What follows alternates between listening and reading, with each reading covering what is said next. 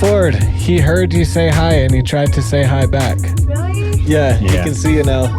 Hi, Ford. Hi. Okay.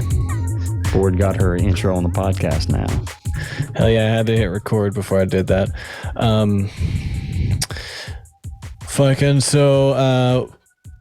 What's up, dude? So, nothing, man. What's up with you? Nothing working. So Bob Saget died first thing. Yeah, it sucks, huh? Super sad, right?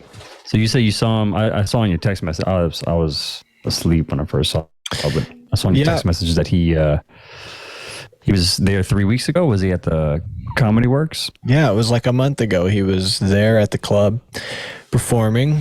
And it was fucking awesome. Before the night of the show, I knew it was one of the best shows I'd ever seen. I was super surprised. He was so funny, but he was just silly. He wasn't like cleverly crafting this, you know, like to me, somebody who can be a silly goose and make 2 hours fly by, like, and you never miss the beat. Just he being did 2 hours. He did 2 hours, man. That's a long time to be on stage, man. Dude, he was so funny and he never stopped. And he was doing crowd work with this guy who he's like, what kind of surgery did you have? I forgot how he started the crowd work, but the guy had big balls and he was like, wait up, you had big balls and you had surgery to get rid of them? Are you stupid? Or he was just going off and then he did like 10 minutes on big balls. He kept calling him big balls. And he was like, I don't know why I'm coming at you, sir, with your big balls. But I can't remember how he did it. But it was like one of the best shows ever, man. And then he came out with his guitar and started singing some silly ass songs. And one of them, you know, you're not supposed to video, but I was videoing just for myself. Yeah. Yeah. And I got high and paranoid and I was like, I shouldn't be videoing Bob Saget, and I deleted it. Oh no! Yeah, I mean, I wouldn't have kept it. Me too, man. Because not like you're hurting the integrity of his career now. Yeah, but at the same time, like what I had videoed, you can see on his specials. It's not the same bits, but who he is on his special is who he was that night. But seeing it in person and feeling it in the room, was he killing? Dude, he was fucking killing it, man. Like, he was killing. The room was falling apart. Dude, it was so much fun. Like big smile the whole time. My cheeks hurt. If that was the minimum, was just big smile the whole time. Plus laughing like what the like because it's Bob Saget and it's like you just lose what he's talking about because he's just going. And before you know it, he's talking to big balls in the audience about big balls. And it's like, what the fuck? And it's just he's the life of the party, man. But like, it didn't come from his jokes, you know? It came from him. And that's what was so special because like, he is awesome. Like he is just his energy, his aura, just to be around him. It was funny. He's like embodied comedy. Like he was a comics comic, I think. Yeah. From what I've heard. I'm not a comic, so I don't know what the fuck I'm talking about, but just the overall vibe that I get from hearing people talk about him and comics talk about him on podcasts and things like that, like he was a truly loved comic and he was a comics comic, and it's sad to see him go. I did see, I forget who it was that tweeted it, but I thought it was fucking funny. It was because it was comedian and they were just going hard immediately, but they're like, if you listen really quietly, you can hear all of the comedians going through their phones for their selfies with Bob Saget. I saw somebody said, somebody check on Kevin Nealon, please. But man, fucking, he was... Sucks though. I didn't expect the show to be that good. He was... After that show, I realized, that, not with his death, like that night I realized that dude's one of the best in the world. Like he was in his prime that night when I saw him. That's what my takeaway was. Like this motherfucker is in his prime right now, his golden years. And what's so cool, what I think about is that a lot of actors who are known for their character and then keep doing comedy, you can never shake it. Yeah, and they get bitter about it, right? That's generally the thing. Right. And I'm not shit talking on Rob Schneider, but Rob Schneider's another one of those characters. And he wasn't necessarily he didn't kill as hard as Bob Saget, but he does live in the shadow of some characters. Another example of that is like, so I saw Tim Allen in LA like many years ago, but like I just remember what stuck out from his set was he was basically talking about being the Santa Claus, and like that his whole set revolved around that, and like Exactly. it's like he couldn't break away from like, hey, he's those fucking movies and that Home Improvement and that shit. Like that's all he talked about in his set. Yeah. Was that. Whereas someone like Bob Saget, he just kind of lived above that, like beyond those roles. Yeah, he had a story about how he needed to get on a plane flight. And he was like, and I don't want to do this because I'm not that kind of guy, but I did it. And I pulled down my mask and I said, I'm Bob Saget. Can you please get me on the flight? And she did. She got me on the flight. And everybody hand clapped. And he was like, I'm an asshole, but I got on the flight. And he was like, that's the most of the fourth wall that he broke as far as like, do you know who I am?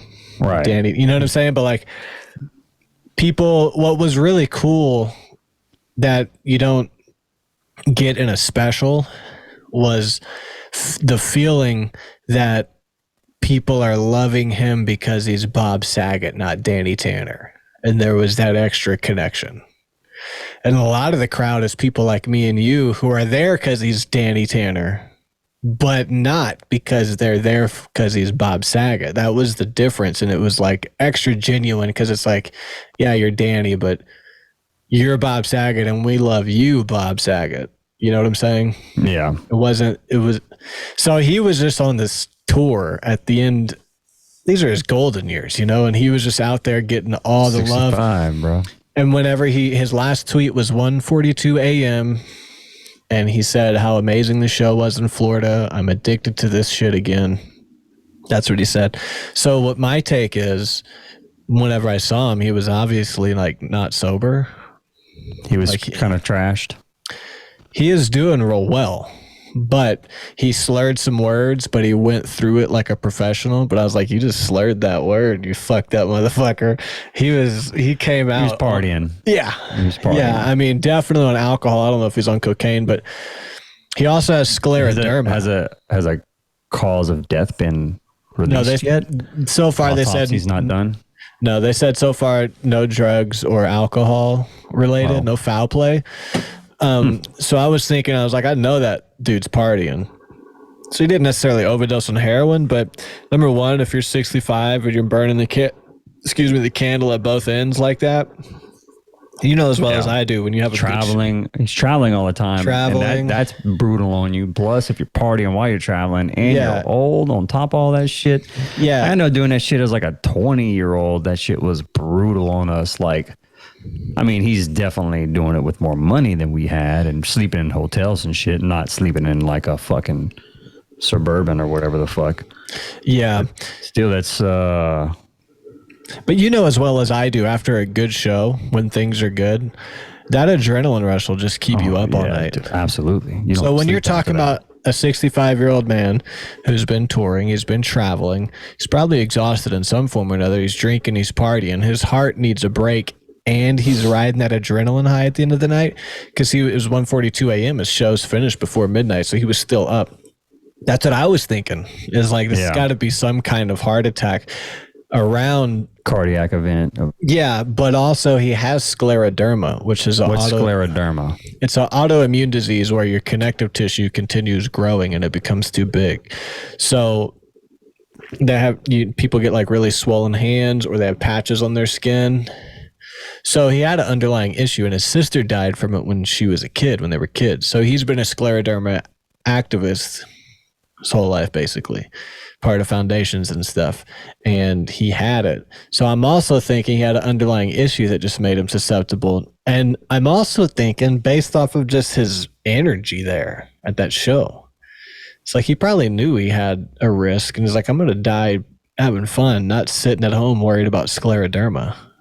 Yeah. You know what I'm saying? So that's my take. He was partying, and he's like, fuck it, I'm going to just have a good time doing what I love. Yeah. And if I happen to drop dead while I'm out here, I want to go out. That's my thought. Because either way, if he stays home, he's risking just dying from scleroderma, And it's a lame way to go out. Yeah. At least he went out touring.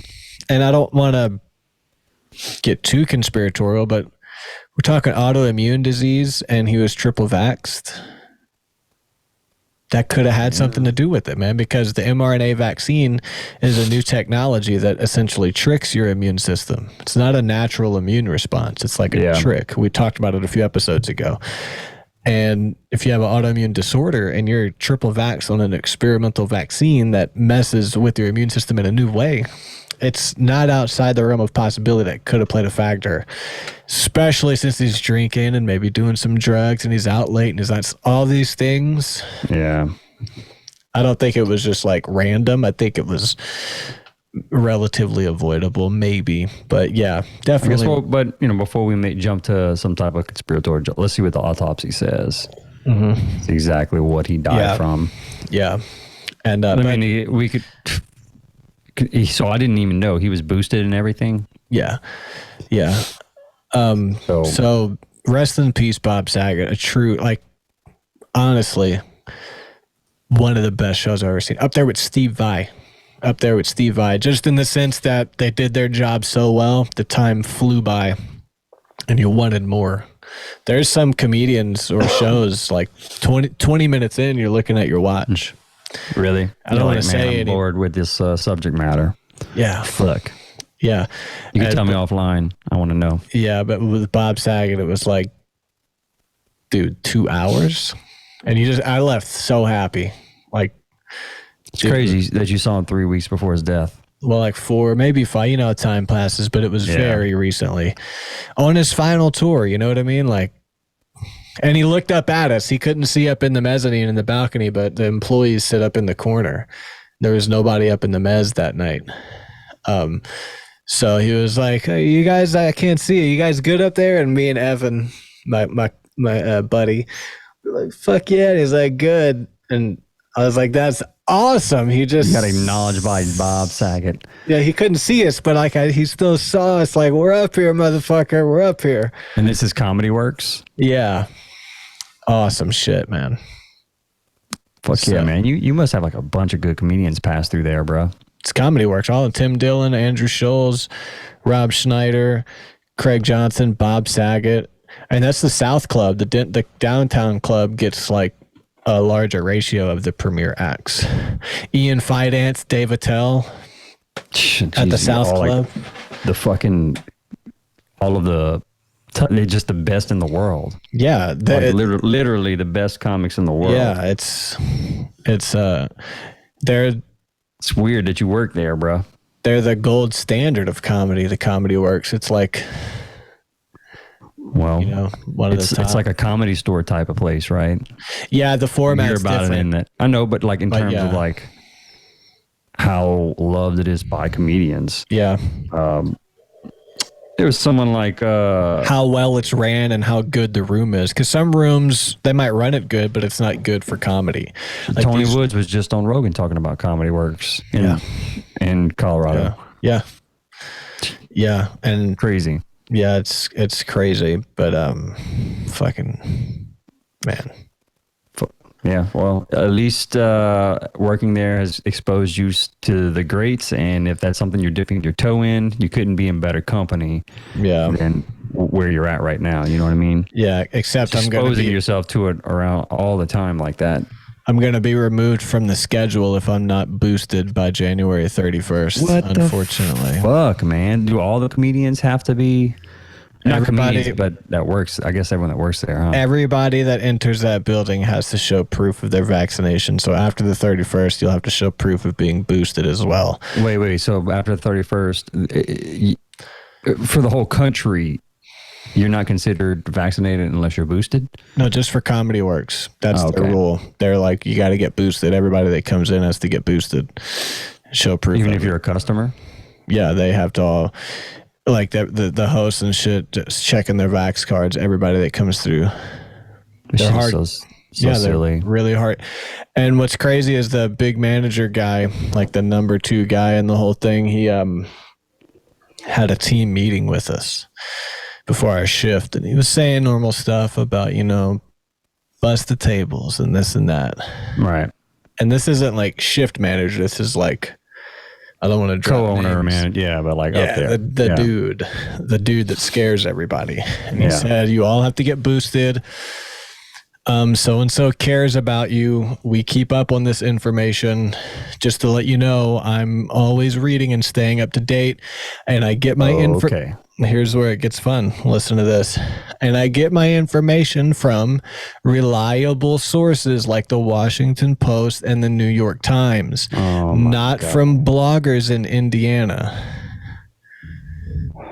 That's what he said. And then he went to look at me and corrected himself and looked at somebody else because he knows we've talked about why I don't want the vaccine, which we talked about that story a few episodes. So he just knows my stance on it generally. So he corrected himself and went to someone else and said, you know what I mean. And I was thinking, I don't know what you mean.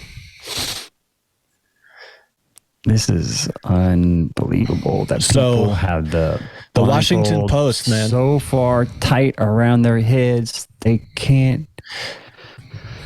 But the thing is, like, it's under the guise. Disappointing to hear when you have people like that, like running businesses. That and it's under the guise that they care about us. But the truth is, if you did, you wouldn't take me off the schedule. You'd at least terminate me so I could file employment. Also, you wouldn't care about the vaccine. You would give me an option to test. You would give me an option to show my antibody results, because if it's about science, you'd know that the antibodies are just as good, if not better, than the vaccine. You know what I'm saying? So like everybody at work, the vaccine doesn't even work against the current variant that is being passed around right now. And they're still repeating all this. 90% of people are unvaccinated. They go to the hospital. We got to get the vaccine. It's like, dude, how the fuck, at the end of the day, are you really going to force people to take this vaccine or cost them their job and think you're helping us based on science from the Washington Post that Jeff Bezos owns? And here's what I'm thinking. Like, I don't get a banana or an apple from a gas station. You know what I'm saying? Because that's not a trustworthy piece of fruit. Right. But if you get your news from a dude that sells anal beads and pocket pussies at discounted prices together, like, that's probably not reliable news.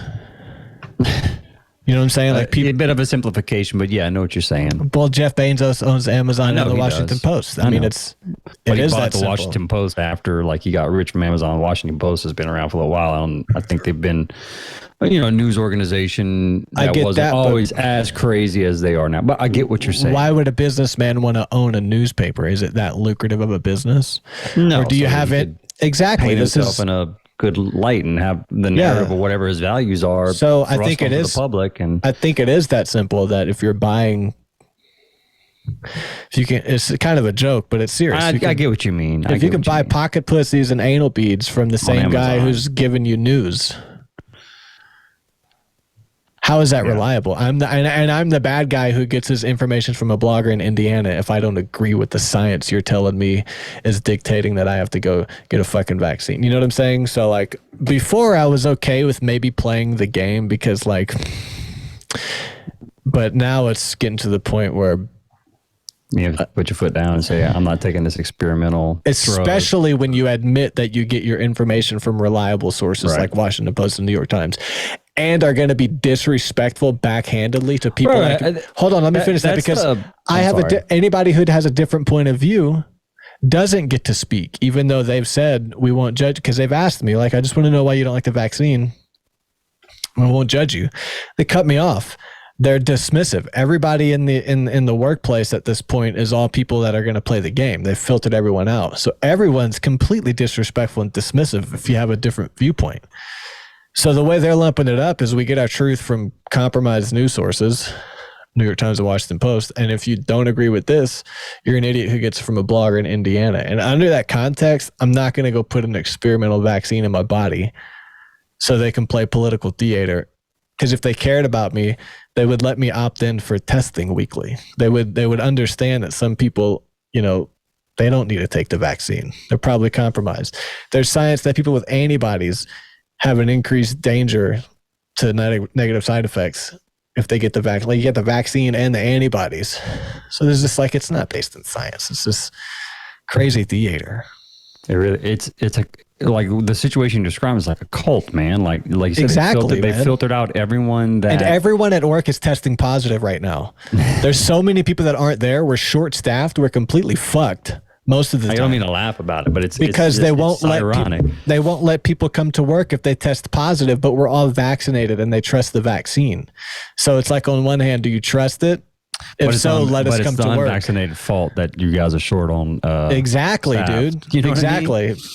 It's the unvaccinated fault that the COVID's still out, even though the vaccine is not stopping COVID. Everyone's still popping. A guy I work with who wants to dismiss everything. The guy's kind of like an empire baby. He was telling me, baby. Yeah, he was telling me he had friends in town and they are not vaccinated. And he is. He got COVID and couldn't come to work. And he was in bed for 3 days sick. And he was like, I don't understand. I had the vaccine and like they didn't have the vaccine. They still haven't tested positive. And I was like, and I told him, I was like, aren't you starting to see that because the vaccines don't work and antibodies do? And he was like, I'm kind of scared to admit it, but I think that might be it. Like, I'm scared to admit it. It's like, what's to be scared of, man? They don't work. Everybody's been tricked. This is such a cult. This is crazy. Yeah. And then people are like, oh, well, you got to trust the science and this and that. And then look at what they're finally starting to admit with like female reproductive cycles. Yeah. How it's, and that, you know, that's pretty scary if you're someone who's trying to have a kid, right? Like that could fucking ruin the fertility of yourself or your partner if you're in a situation like me. Like that's a fucking scary thing. Yeah. Robert Malone was just talking about that because I had a small discussion with a good friend about Robert Malone, and he said he checked out the podcast and he thought they were pushing fear. He said it was a good conversation, but I thought they were pushing fear. So I was like, I'll have to go listen back. And I started listening back. It's like, they're not pushing. I was saying, they're not pushing fear. They're just talking about all the stuff we've been lied to about. And that's scary. It's not fear mongering. The obfuscation of these facts are crazy. Obfuscation, yeah. Yeah, nice word. But like at the beginning, they're like, oh, you may know it's not going to affect the female reproductive cycle. Now they're saying, well, you may notice a small change in your female reproductive cycle, but don't worry, it will correct itself over time. And there are no long-term effects. Like, well, first of all, how the fuck can you say there's no long-term effects whenever it's impossible to even make that statement? So like you're lying to me. Yeah, you're lying to us like have no long-term data. It's such an obvious lie, but people just accept it. You know, it's like, but they can't be telling the truth if they're saying something like that because that's not possible. Like the vaccines haven't been out long term. So how do we know that there's no long-term effects on the female reproductive cycle? And they're moving the goalposts. There are drugs. There are conditions like, I kind of went down a small rabbit hole in this. They're like conditions, like reproductive conditions that they don't diagnose in females. It sometimes takes up to 5 to 10 years, like to catch the patterns and stuff like that. And that's how they catch those conditions. And so they're saying there's no long-term effects from the vaccine when it's been out for how many months? Like not even 2 years, I don't think. It's insane. And then people are just like, oh, yeah, well, don't worry. You're going to be fine. It's not going to affect you long-term. Like, trust the science. Like, they were wrong up front and they're lying to you now. And it's obvious they're lying to you now. And you're still accepting it. Yeah. And just to wrap up this COVID rant that we got on, but about the trusting the science, because I was reading the scleroderma page from the scleroderma organization, whatever, when I found out Bob Saget had it. I was reading this and they said the FDA, I was reading about vaccine safety if you have scleroderma. And I found on this page, the FDA has approved treatments that aren't the vaccine, like monoclonal antibodies and remdesivir have been approved for treatment by the FDA. I was like, this is right here on a .org mainstream page saying that the FDA has approved alternative treatments if you don't want to get the vaccine, basically. Right? Right. And so it's still in the mainstream that all these alternative treatment shit is I'm still trying like right-wing shit. And it's like, but if you actually look, like the FDA approves it, but that doesn't make it here because like Robert Malone explained, the drug company does the test. Pfizer does the test on their stuff. Then they have a team that comes up with the conclusion, and they share that conclusion with scientific journals who study the data. Not the data. They share their conclusion with the scientific journal that then assesses the situation and gives that information to the doctors and the public. When you're talking about like the FDA And then there's approves also something, a handshake where they buy the reprints. The drug companies buy the reprints from the medical journals. So like there's this cycle that occurs. Yeah. So when you're talking about like the FDA said this or this government faction said that, maybe they did, maybe they are reliable, but you have to go to that website and study all that yourself. If you try to get like a faction to get it for you, like the news or like the New York Times to write about what the CDC said, like how, is it true ivermectin is good for whatever? The CDC said this, and then you read their article about what the CDC said. You know what I'm saying? Yeah. That's what's happening. There's like this wall. It's this whole thing with them trying to other the unvaccinated. What now I'm trying to understand is like, if we were playing devil's advocate now at this point with like the data that we have on Omicron and everything, how are they still pushing this thing that like, the unvaccinated are the ones that are causing so much death and harm in the country, whenever it's proven now at this point that even if you're triple vaxxed, right, you're boosted, you got both your vaccines or quadruple vaxxed, you can still catch Omicron and then still spread it. How is this the unvaccinated's fault? Like when there's no difference between the two, well, because like I can catch it and spread it if I'm unvaccinated, or I can catch it and spread it if I'm vaccinated and boosted. So like, how are we any different then? Maybe you get less sick than me, I guess. Yeah, is that the argument that that unvaccinated people are clogging the hospital system? Or, I think what it goes back to, like, how are they still othering unvaccinated people at this point? Because people, I think it's because people say, if people just would have wore masks and followed all the guidelines right away, we would have got it under control. So people still think vaccinated people who are catching COVID, they're catching the rogue virus that is still around because the unvaccinated never got with the team. Do you feel what I'm saying? Got you. So like we're in this position because we're vaccinated, so now we're all fucked. Well then good, we're already in this position, so we don't have to worry about getting vaccinated anymore. Yeah, cool. I think that's what it is. Like the reason the vaccine's not protecting me against the virus like it should, like the reason I'm still popping positive and getting a little sick, is because originally like right wingers and conspiracy theorists didn't want to do their part. So it's still around. It's not the vaccine's fault. Like I don't even know how to complete that circle of reasoning without getting stumped up. Like being triple vaxxed and you're still getting COVID and still very sick and still finding a way to go along as if it's a pandemic of the. It's like we got I don't understand, man, and I'm just kind of. Can you try to complete my thought? Do you know what I'm getting at? I do. I know what you. Yeah, it's. I'm trying to. That's the point I was making. Is like, how are they completing? How is the logic of this is a pandemic of the unvaccinated still valid in January of 2022 with the data that we have on hand? Sound is the word you're looking for, not valid. Valid is where an argument doesn't have any sound logical contradictions as far as the formula of an argument goes. Like modus ponens argument from like Latin days. If X is Y and Y is Z, then X is Z kind of thing. Okay. So if you could say if fairies eat cherries and cherries make you scary, then fairies are scary. Right? That's valid because there's no logical contradictions in the formula, but it's not sound because fairies don't exist.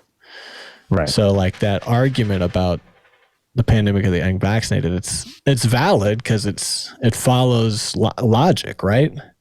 I think people get caught in the loop because they can't realize it's not sound because it's a pandemic of, I don't know what it's a pandemic of. It's not the unvaccinated. Pandemic. Yeah, it's not a pandemic. I think I don't know, man. It's a respiratory virus it's a new respiratory virus that's being taken advantage of politically and financially. Shit, I didn't mean to talk about COVID forever, but for almost an hour. No, Maybe. There's no timer on Zoom, so I don't know how long we are, and I can't make time notes. But let's get into it. Let's change it up, and let's talk about Jesse, what do you vote? Dinosaurs. So Dinosaurs. I'm ready to screen share. Let's do it. Screen share. Do it.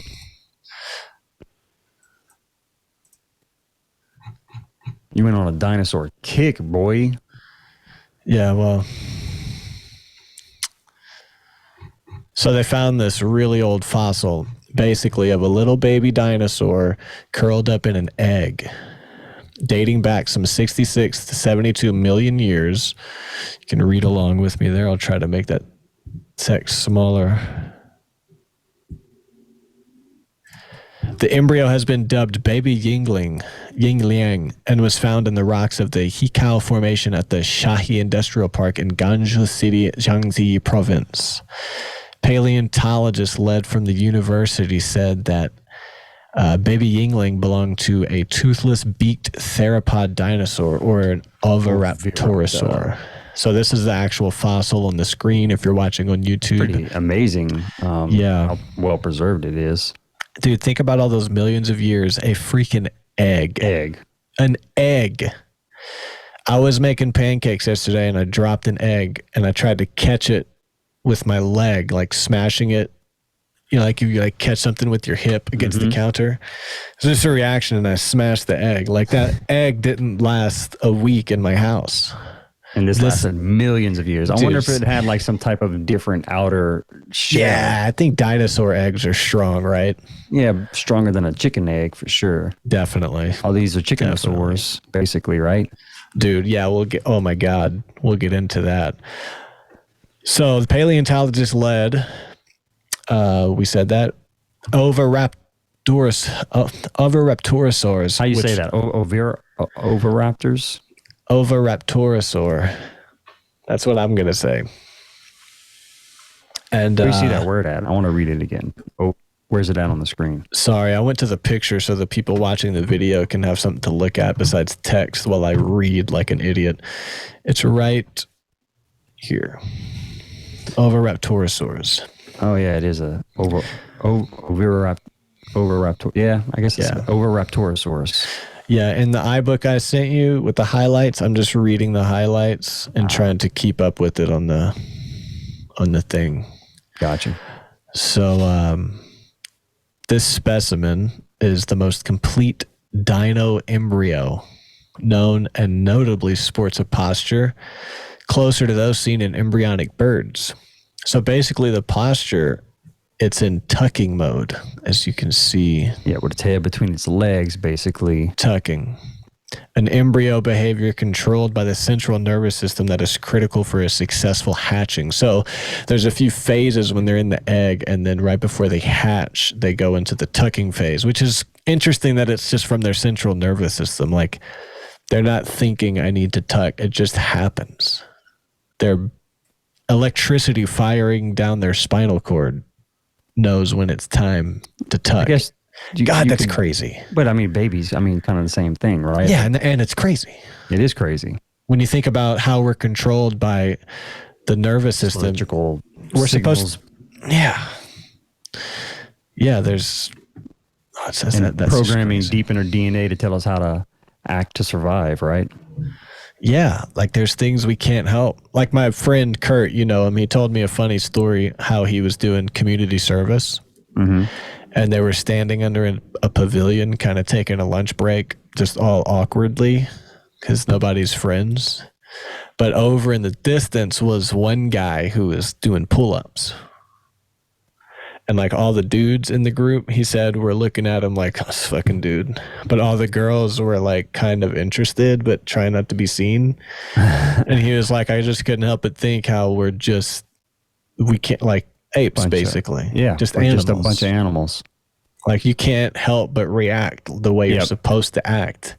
See another male posturing, like acting like the alpha male amongst the groups of the males automatically go into this defensive mode where they're like, fuck this guy. And I think what's fascinating, what fascinated Kurt about it, I think, was that he's aware enough, but he probably still felt that too. And he was like, this is weird because I'm like, fuck this guy.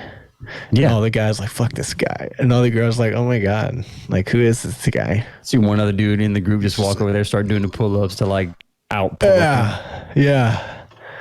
flex Yeah, in front of dude. the ladies. Yeah. They were just a bunch of dirty animals. So that civilized from time to time. Yeah. So tucking. But apparently dinosaurs were just a bunch of birds. Not all of them. Check out this animation that way it looked with the how it's kind of furry. Go up. Yeah, that. Yeah. Check that out. It's interesting to see this dinosaur embryo and a chicken embryo pose in a similar way inside the egg, which possibly indicates similar pre-hatching behaviors, says a scientist. Baby Yingling takes its nickname from the Yingliang Stone Nature History Museum in Xiamen, among whose fossil collections it is held. Try to right here. Now I'm here. Cool. Right here. The dinosaur embryo was acquired by the director of Yingling Group, Mr. Liang Liu, as suspected egg fossils around the year 2000. Said that made no sense, that sentence.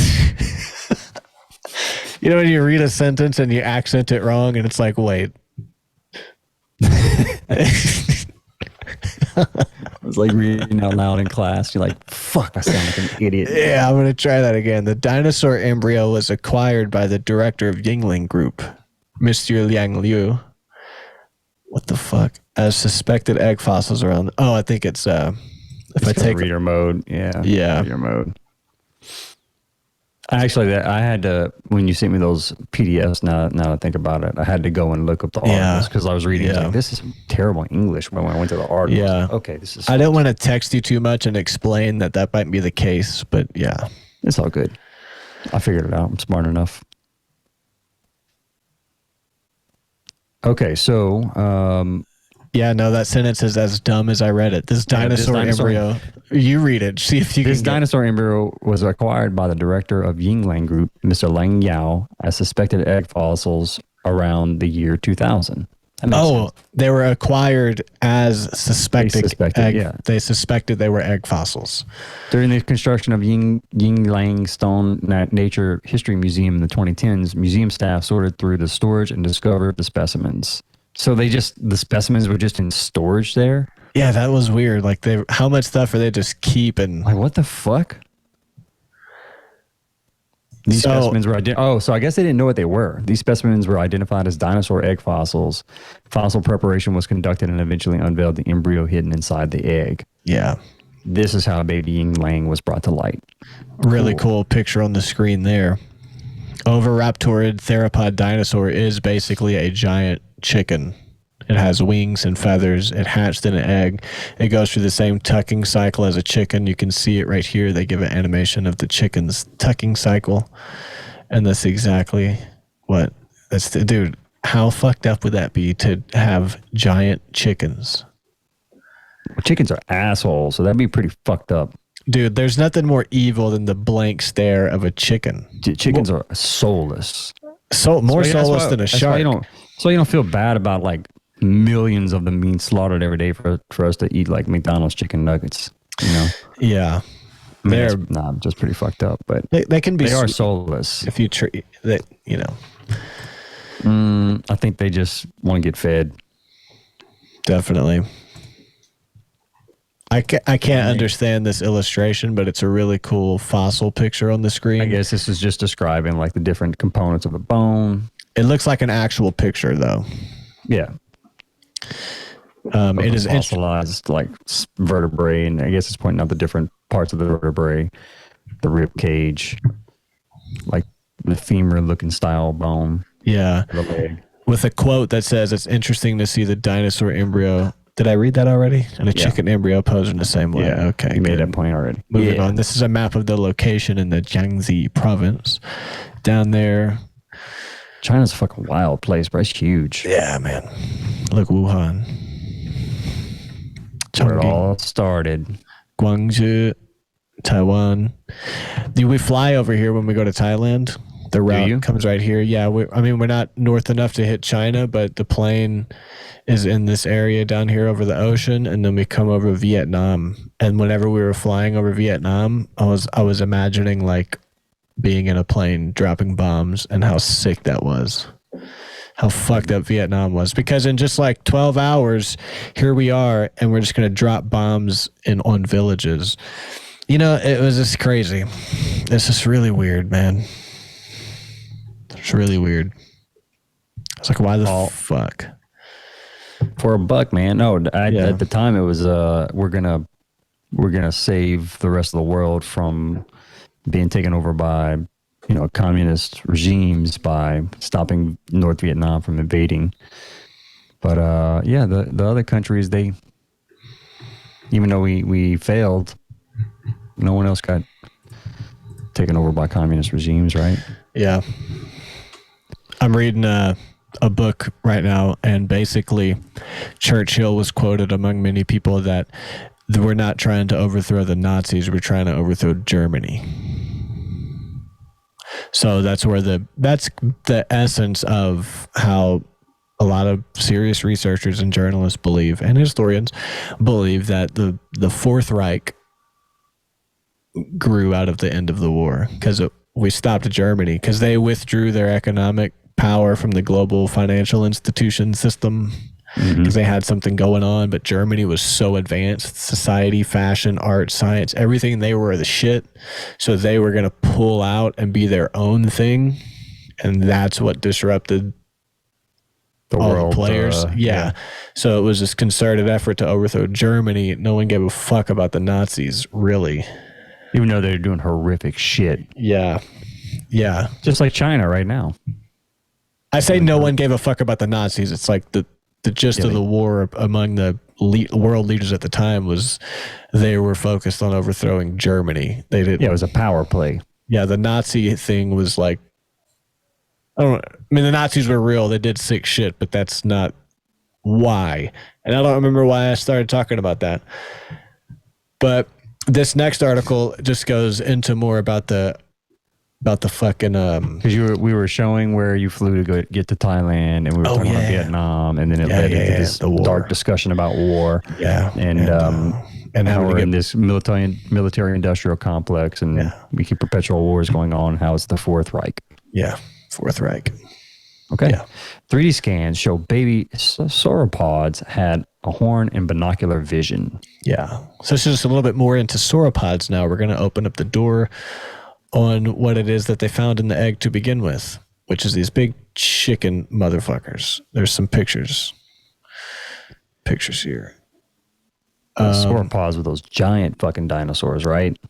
Oh shit, I'm on the oh no, I was on the wrong notes. I had the right webpage. Yeah. Sauropods are large four-legged long-necked dinosaurs like this one here in my background. Those big motherfuckers. Experts took 3D scans for rare 80-million-year-old fossil. That's that. If you play Ark Survival Evolved, you get to ride a sauropod. If you play what? Ark. You never heard of that game, Ark? No. It's a survival game based in like it's dinosaurs and shit like that. So like you start with nothing, you build your way up, and then you build all the way up to like advanced technology where you're shooting like assault rifles and shit like that. But you eventually get to tame dinosaurs and ride dinosaurs around. And are you streaming that with Golgothan? No, but I have it. If you ever want to play it, it's co-op multiplayer, but it's it's a fucking survival game, so it's really hardcore like that. But it's fun. Anyway, sorry to derail us, but it's fine. I remember that being one of the moments in the game that I enjoyed, was jumping on one of those long neck motherfuckers and riding them around with a gun, shooting other dinosaurs. There was a game on PC when I was about 6 or 7, and it was where you run around and find a dinosaur, and it was terrifying, and it was hard because we were kids. But you just use the arrow keys to move around the hallway. And the graphics probably looked amazing for the time. you'd move around the hallway and you'd go into these rooms where there would be like a museum or something, and it was like you'd see a picture on the wall of a dinosaur, and you'd read the clue, and then you would go out into the wild. You'd find the dinosaur, but it was just terrifying. Like, it was so real. Was it made to be terrifying, or? I don't know. I was 6 and it was on the computer, and me and my cousin would play it. You know, we'd go on the computer and we'd click around, because when you're a kid, the computer was fascinating. You could type in stuff. If you could get to the accessibility feature with the voice dictation, you could type in stuff and the robot voice would talk back in the speakers. So we would make fun of my preacher speaking in tongues. We would type in gibbity gobbity gibbity gobbity gibbity gobbity ep the she lord. We'd turn it loud, and my Meemaw would fuss at us because she knew we were making fun of Pastor Randy, and the robot would just be like gibbity gobbity for like 20 seconds. But there was also this dinosaur game, and I don't know if it was educational or who the fuck had it, but that's hilarious, dude. We were kids, so like, you know, you don't, looking back, my memory was that it was like really complicated and hard and scary, but it was, you just move around, and it was probably like an educational game where you go find it in the wild. It was scary just encountering a dinosaur in the wild of the virtual world. Yeah. Of the mid 90s. Or whatever the fuck that was. But this is in Patagonia. In Ocamahuevo, where sauropod dinosaur eggs were discovered for the first time among a large nesting site. It was illegally exported from Argentina before it came to the attention of experts. The specimen's now been returned to its country of origin for further study. It's so weird how these things always get jacked. They're worth a lot of money, bro. Yeah. It always comes back to money. I mean, I guess it's not weird. It's not because you have these black market paleontologists that are super into research and they want it all for themselves. I guess it's not that I think it's weird, but, you know, since we started this podcast, we do read a lot more into things, right? Right. Like more than I've ever done. So of all the fossil discovery articles we've talked about, it's been more than I expected where it was jacked right before it got studied. You know what I mean? Like, right. You think they just discover it out in the field and everything's good, but it's like there's this hidden world where they're trying to get it from some cave-dwelling robber, like a Nicolas Cage movie. It's unexpected. Yeah, it makes the conspiracy part of the podcast more fun because it's almost like everything is a fucking conspiracy. Yeah, it is. And, you know, I'm glad you said that because the next line is the preservation right here. The preservation of embryonic dinosaurs preserved inside their eggs is extremely rare. So, yeah, that would be worth a lot of money. Imagine the huge sauropods from Jurassic Park and consider that the tiny skulls of their babies still inside their eggs are just a couple of centimeters long. They were able to reconstruct the skull prior to hatching. If you go, they have a picture of the skull above, like the actual photo of it. Yeah, that's the actual crushed right here. 80 million years old. 1.2 inch wide fossil skull of an unhatched dinosaur. Dude, 80 million years, you know. You can't even wrap your head around that number. You know, go into some more pictures. Here's looked like back then. That's a picture of the digital reconstruction. It looks kind of like a duck, but right here it's smashed. It looks like that. It does look like a duck. All these fucking dinosaurs have bird type face shapes or feathers. The specimen studied in our paper represents the first 3D preserved embryonic skull of a sauropod, said paper author and paleobiologist Martin Kundrat of Slovakia's Pavel Hovev Safrik University. It's a bit unusual for a fossil to be represented by just the skull. The specimen perished before completing its development. See, that's the other interesting thing is like all of a sudden it died and the egg was never touched. Not a wild animal found it and cracked into it. He just died, right? Almost like this cataclysm just kind of wiped everything out real fast. Yeah. And it changed overnight. And it's amazing that these eggs were not destroyed over 80 million years. You know what I mean? Yeah, man. Absolutely fascinating. I know I sounded like disingenuous. Yes, absolutely spectacular, but I did mean it. So that's where it was found, down there below Chile and Argentina, just west of Puerto Matrin, northwest of Camargo Rivadavia, right there in Ojamahuefo, Nicuan province in Patagonia. Now Dillon speaking in tongues on the podcast. No, that's just my my grandfather is Patagonian. So, yeah. Gotcha. Makes sense. Yeah.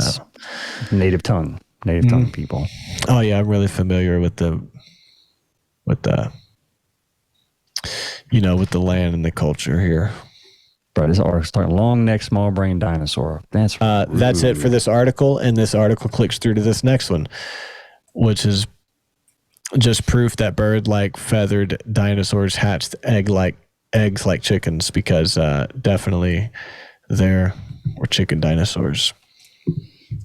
I have my notes here, trying to get to it.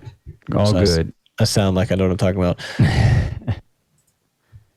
Ostrich-sized oviraptors. Could you imagine an ostrich-sized raptor with feathers on it coming after your ass? They're the ancestors of birds. They sat on their eggs to incubate them at 35 to 40 degrees Celsius, which is about 95 to 104 degrees Fahrenheit, a range comparable with modern hens, 37.5 degrees Celsius. Research was reported in the journal Paleontology. A team from China and France measured oxygen atoms from the shells and embryo bones of 7 oviraptor eggs from the Upper Cretaceous period, some 100 to 66 million years ago. And what did that oxygen atoms allow them to determine? I don't know, because the next note might not answer that, and I'm just going with the notes. Okay.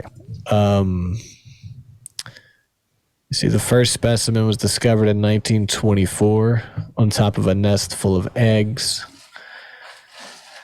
Paleontologists assumed the creature was eating them when it died.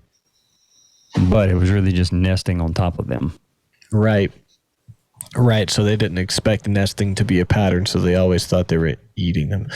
So that's crazy, man. They died while on top of the eggs, almost like a cataclysm wiped them out instantly. Like how do you just die?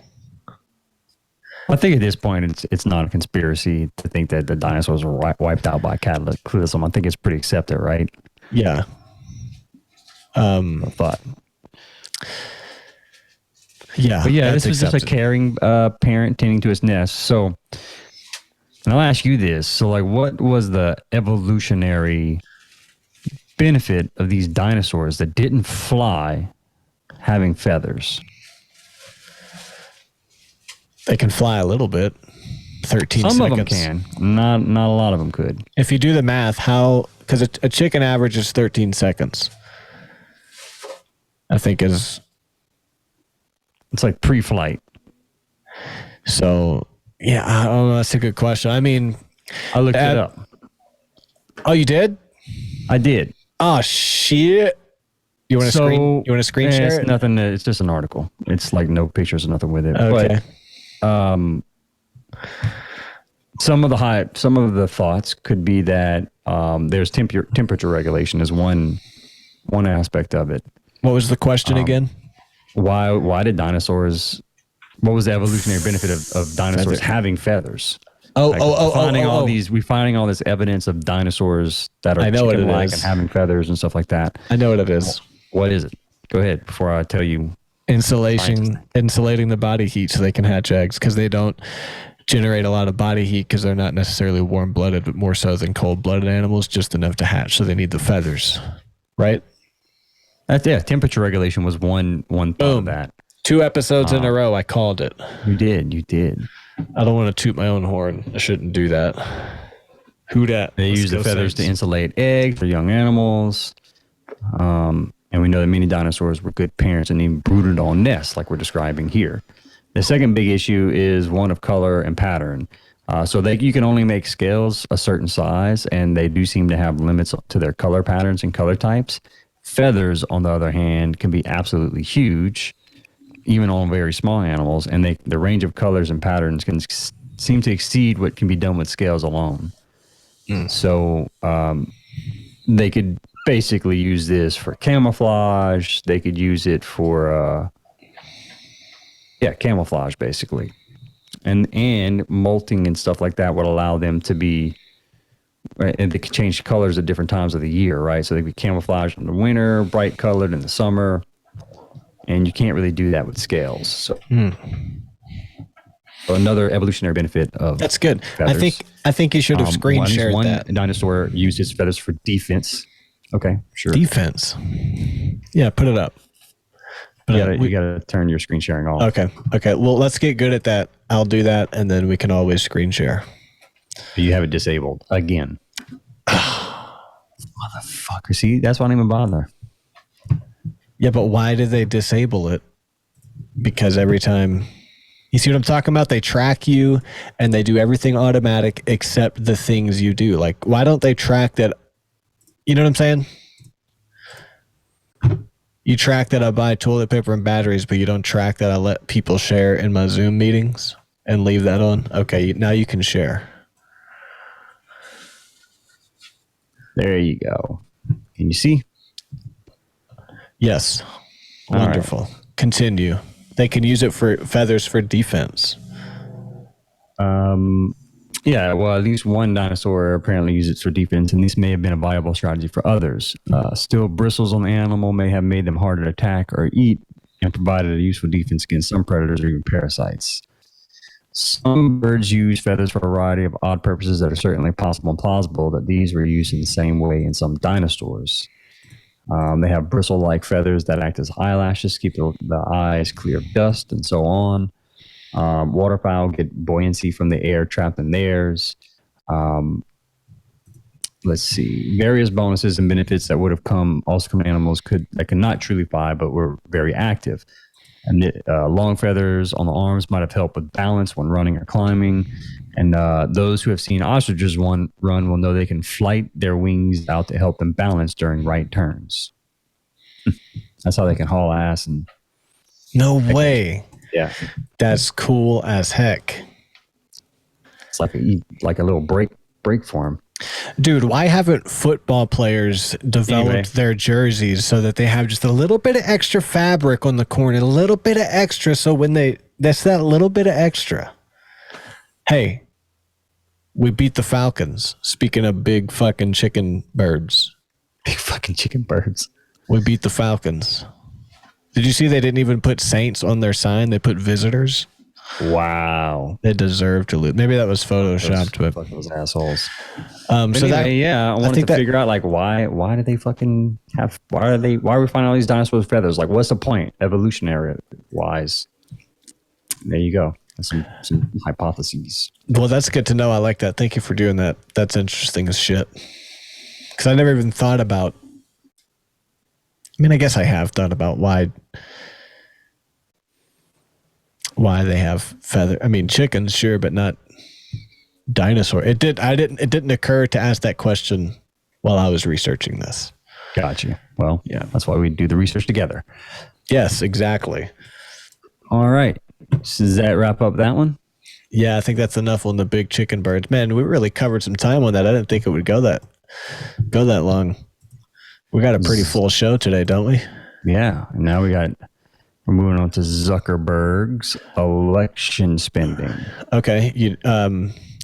Okay. Let's do some Zuckerberg, and then we'll get back into some science to end the episode. But let's do some Zucky Bucky. Let's do some Zucky Bucky. You can screen share on this first part article, and then I have a couple click throughs I'm going to jump into.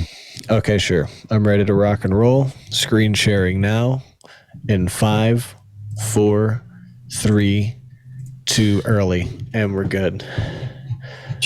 Bro, you came in early. We're gonna have to do another take. God damn it. No. It was a formal or the click. A former federal election official on Thursday called the $400 million plus that Mark Zuckerberg spent to help finance local elections a, quote, carefully orchestrated attempt to influence the 2020 vote, and recommended that all states ban private funding of election offices.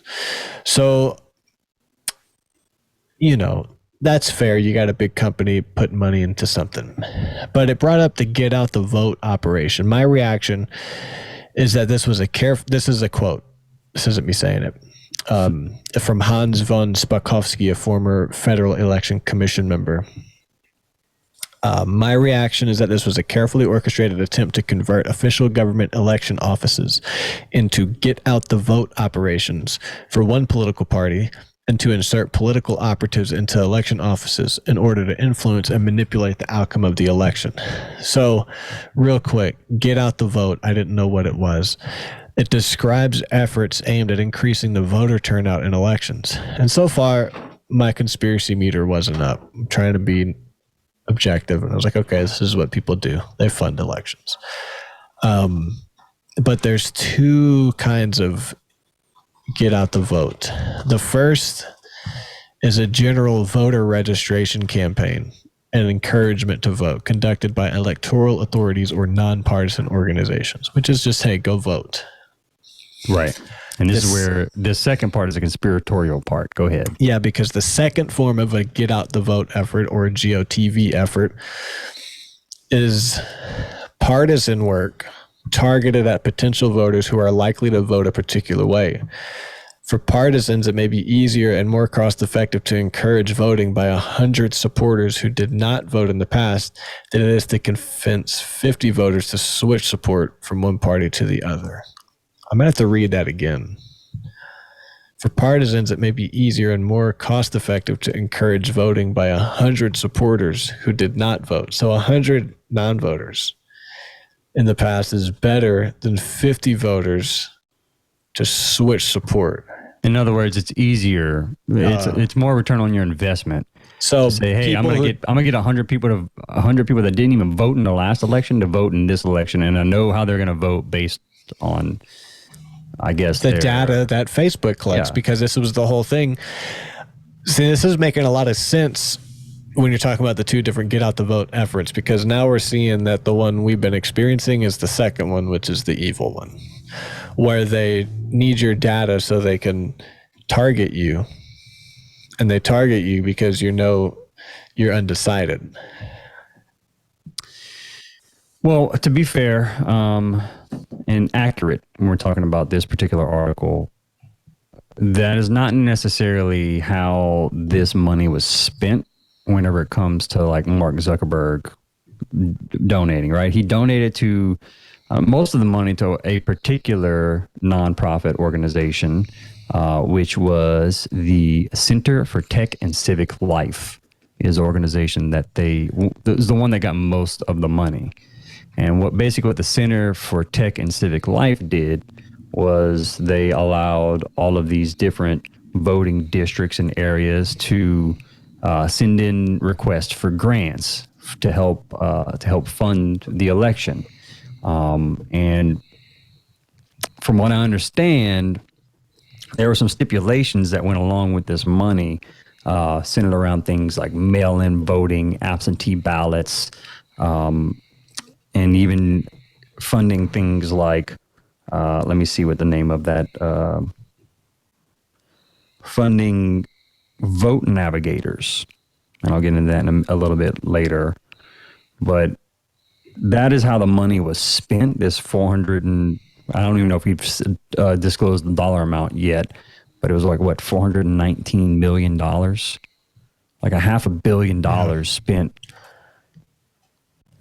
for elections in all across the country, but particularly in these swing states, is where a lot of it was dumped, and that funding actually was 85% of what the government itself put into funding election processes during this election cycle.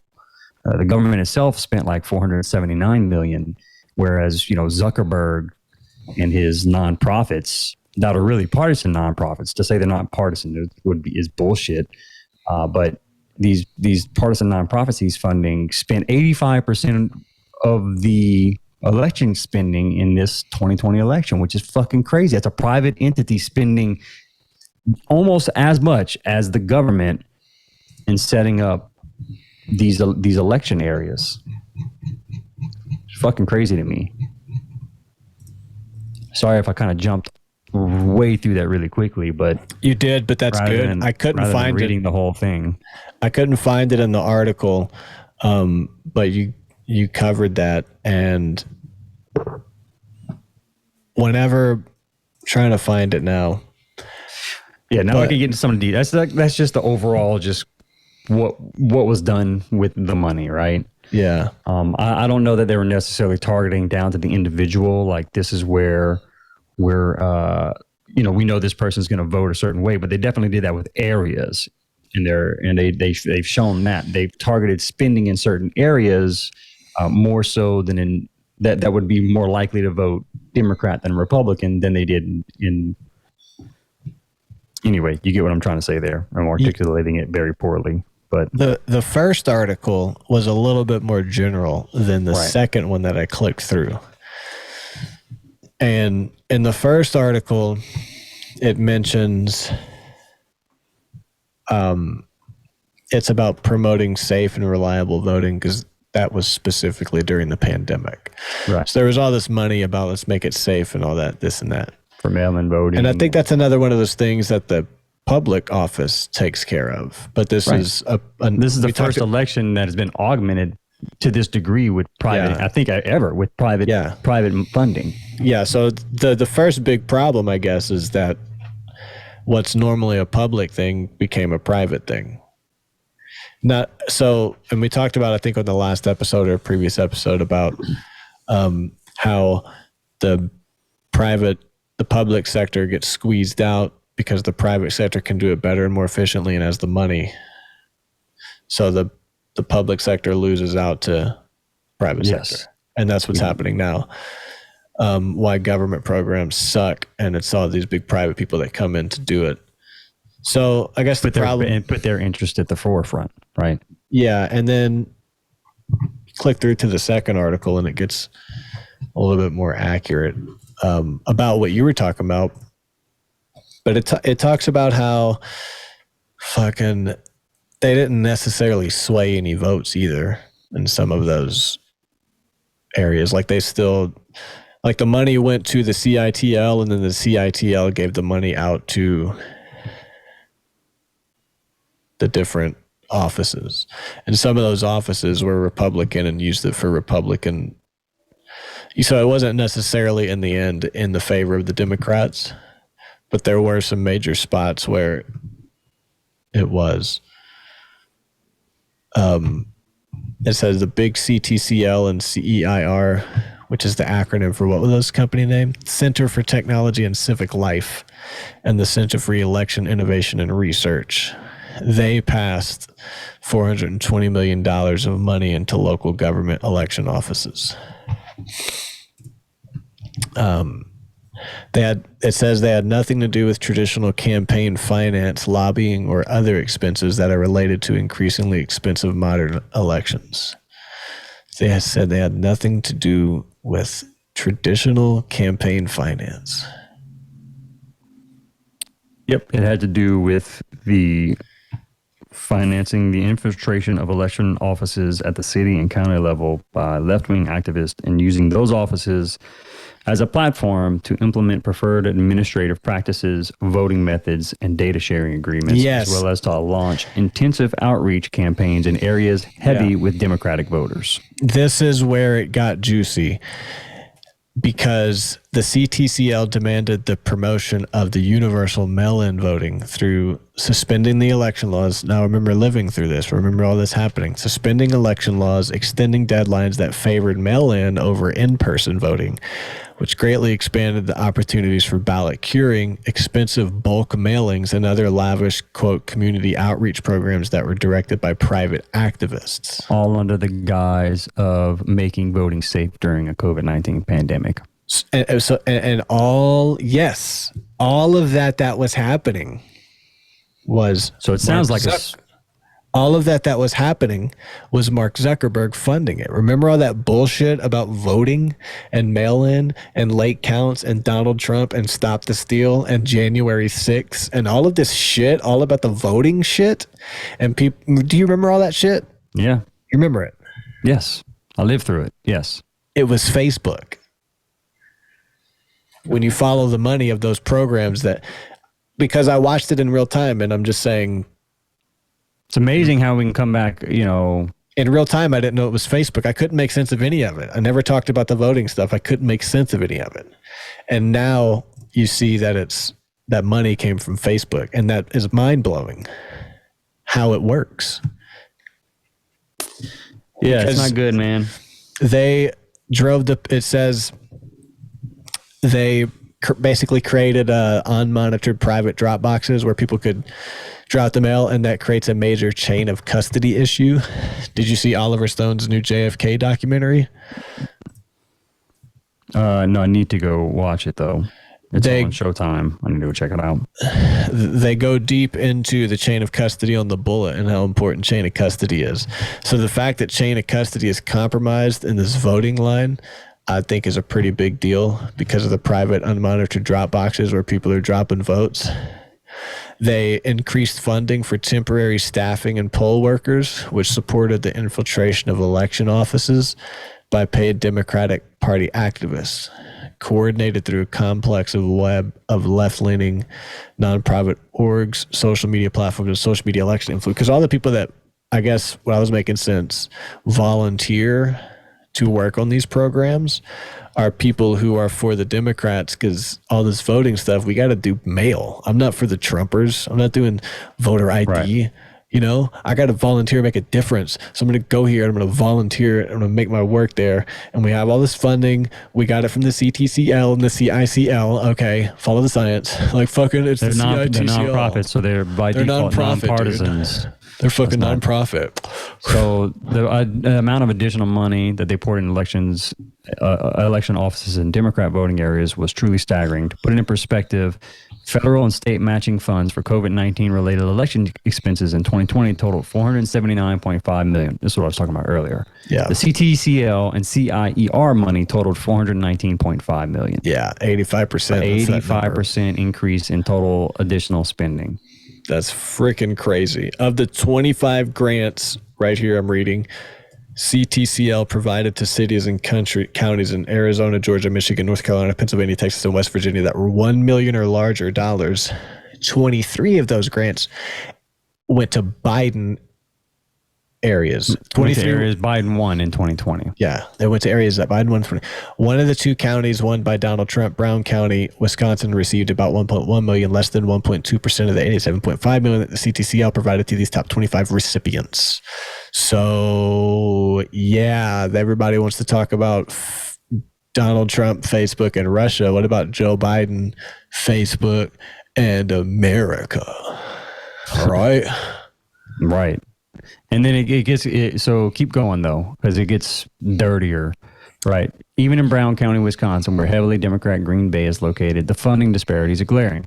So the Wisconsin government provided $7 per voter to the city of Green Bay to manage its 2020 elections, whereas the rural counties in Wisconsin received approximately $4 per voter. So there's, a $3 discrepancy there. Now read this next part's crazy. The CTCL funds boosted Democratic voting Green Bay, which they could take all that out, right? So CTCL funds boosted Green Bay resources to $47 per voter, while most rural areas still had the same $4 per voter. Whoa. And remember, So, they're targeting people who haven't voted in the past because it's more likely to get their vote because they don't know shit and are susceptible to propaganda, right?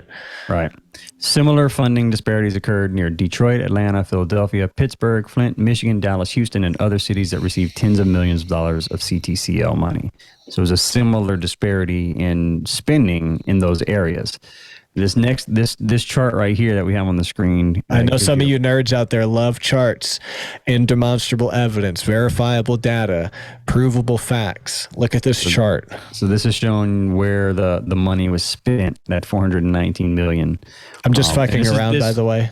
Yeah, this is based on data from the 2016 outcome, so clearly the top 4 areas are where the bulk of the money was spent. Sure, there's a lot of red in there as far as the counties that where Trump won, but the amount of dollars spent in those areas was significantly lower than the 4 blue lines up at the top of the graph here.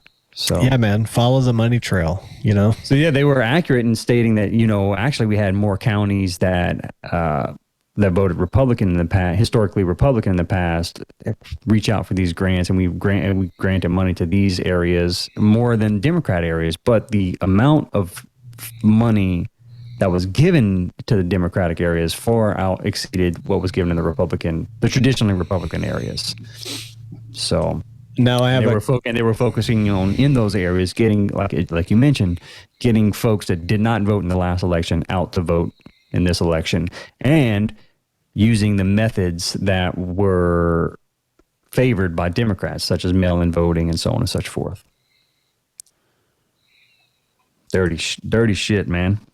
I'm confused, but I trust that you said that correctly. What did I say that was confusing? Because if you're confused, I'm sure that... No, I'm making fun of myself because that all sounded very smart. You did a good job. Maybe it wasn't. Maybe it was really dumb and confusing. Sorry. Maybe. No, I was making fun of myself because I was like, whoa, this is smart shit. So, and then kind of going on, like they talk about how the money is affected, how the money has an effect, right? They say the original article that prompted all this was an article, the Federalist article, which is super right wing leaning, right? So of course it's going to have a bias to it, to be fair, right? Yeah, that's one thing. I have a note actually. If anybody is like, "Oh, Dillon's a right winger," yeah, this is all very right wing biased news, but I mean the facts are there. Like the spending happened. I have a note. Yeah, that's the whole point. I have a note somewhere in here that I left that says a lot of Republicans supporting this. Okay, so I know it's right wing. Okay, but that's the money trail. The money trail is there. Yes. And speaking of money, who needs money more than the Bay Area? I was about to go ahead. I had a couple more points to make on that. Oh, did you? Go ahead. Bust it up. So they used this system called the BART. It looks like you're texting, and I figured that you were like, no, I'm reading notes off my iPad. Oh, I was like, okay, I guess he's done with this conversation. No, I was reading. My bad. It looks like that. Okay. I was reading off my iPad because my books didn't sync up with my computer today.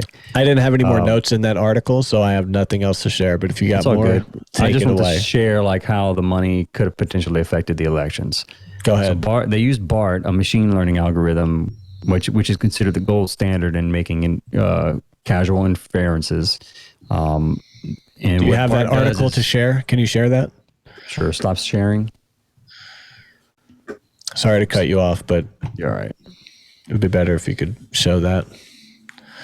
It's called BART. Yeah, this is the article that everyone that all those other articles are based off of. Is this one right here? Oh, that's the one I was sharing. I didn't know where you were in that one. You were sharing a New York Post article. Yeah, it was.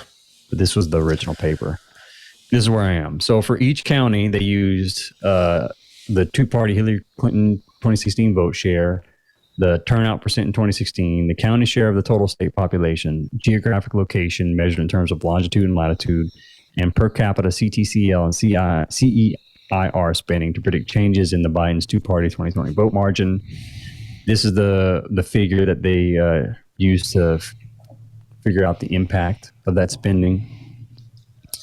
And as you can see, whenever it gets to a certain amount of spending per capita, it increases the amount of votes 200,000 in this particular area they're studying, which is in Texas, right? The actual per capita level of CTCL spending in Texas is represented by the vertical line on this graph, and is shown to have narrowed Trump's Texas margin of victory by 200,000 votes, which still wasn't enough to swing Texas into Biden's electoral vote column. But similar results were there were other areas in swing states where it was a much tighter race, and if you can swing that election by 200,000 votes one way or the other in a swing state where you might only win by 25,000 votes or 30,000 votes, then you're essentially fucking buying the election with this private funding that was never something that was taking place in previous elections. So it's kind of like this entity that we don't really know how to handle at this point. And so now a lot of folks in the Republican side of things are calling for the end of private funding of these local elections. So, why are you laughing? I'm laughing because my wife just brought me a fresh cup of coffee, and she was like a ninja, and you couldn't see her because the green screen. I was like, holy shit, that was amazing. But I was listening to you, and I basically, thought I was saying something retarded. no, so I can't. I'm working on my poker face, man. I suck at it. But basically, they focused on places where they knew they could sway it, Right. where the vote And this differential is algorithm that they large. used, that the Federalist paper used to figure out if this type of spending had an impact in these areas, shows that it does. And so it's likely that a lot of the 2020 election was bought by big tech and Arnold Schwarzenegger. Yeah. Anyway, moving on. Talking about money and homeless people. Yeah, the Bay Area, the UN report calls Bay Area homeless crisis human rights violation. Let me share this. Jesse, if you start talking about an article, throw share up. That's what we should do. It's back and forth. We need to keep the viewer occupied. We need to keep the drug going straight to their brain. Mainlining it. I don't have anything other than this article. So, in January, so a lady that basically is a journalist. I'll get to her name. Fahrah is her last name. Fahrah.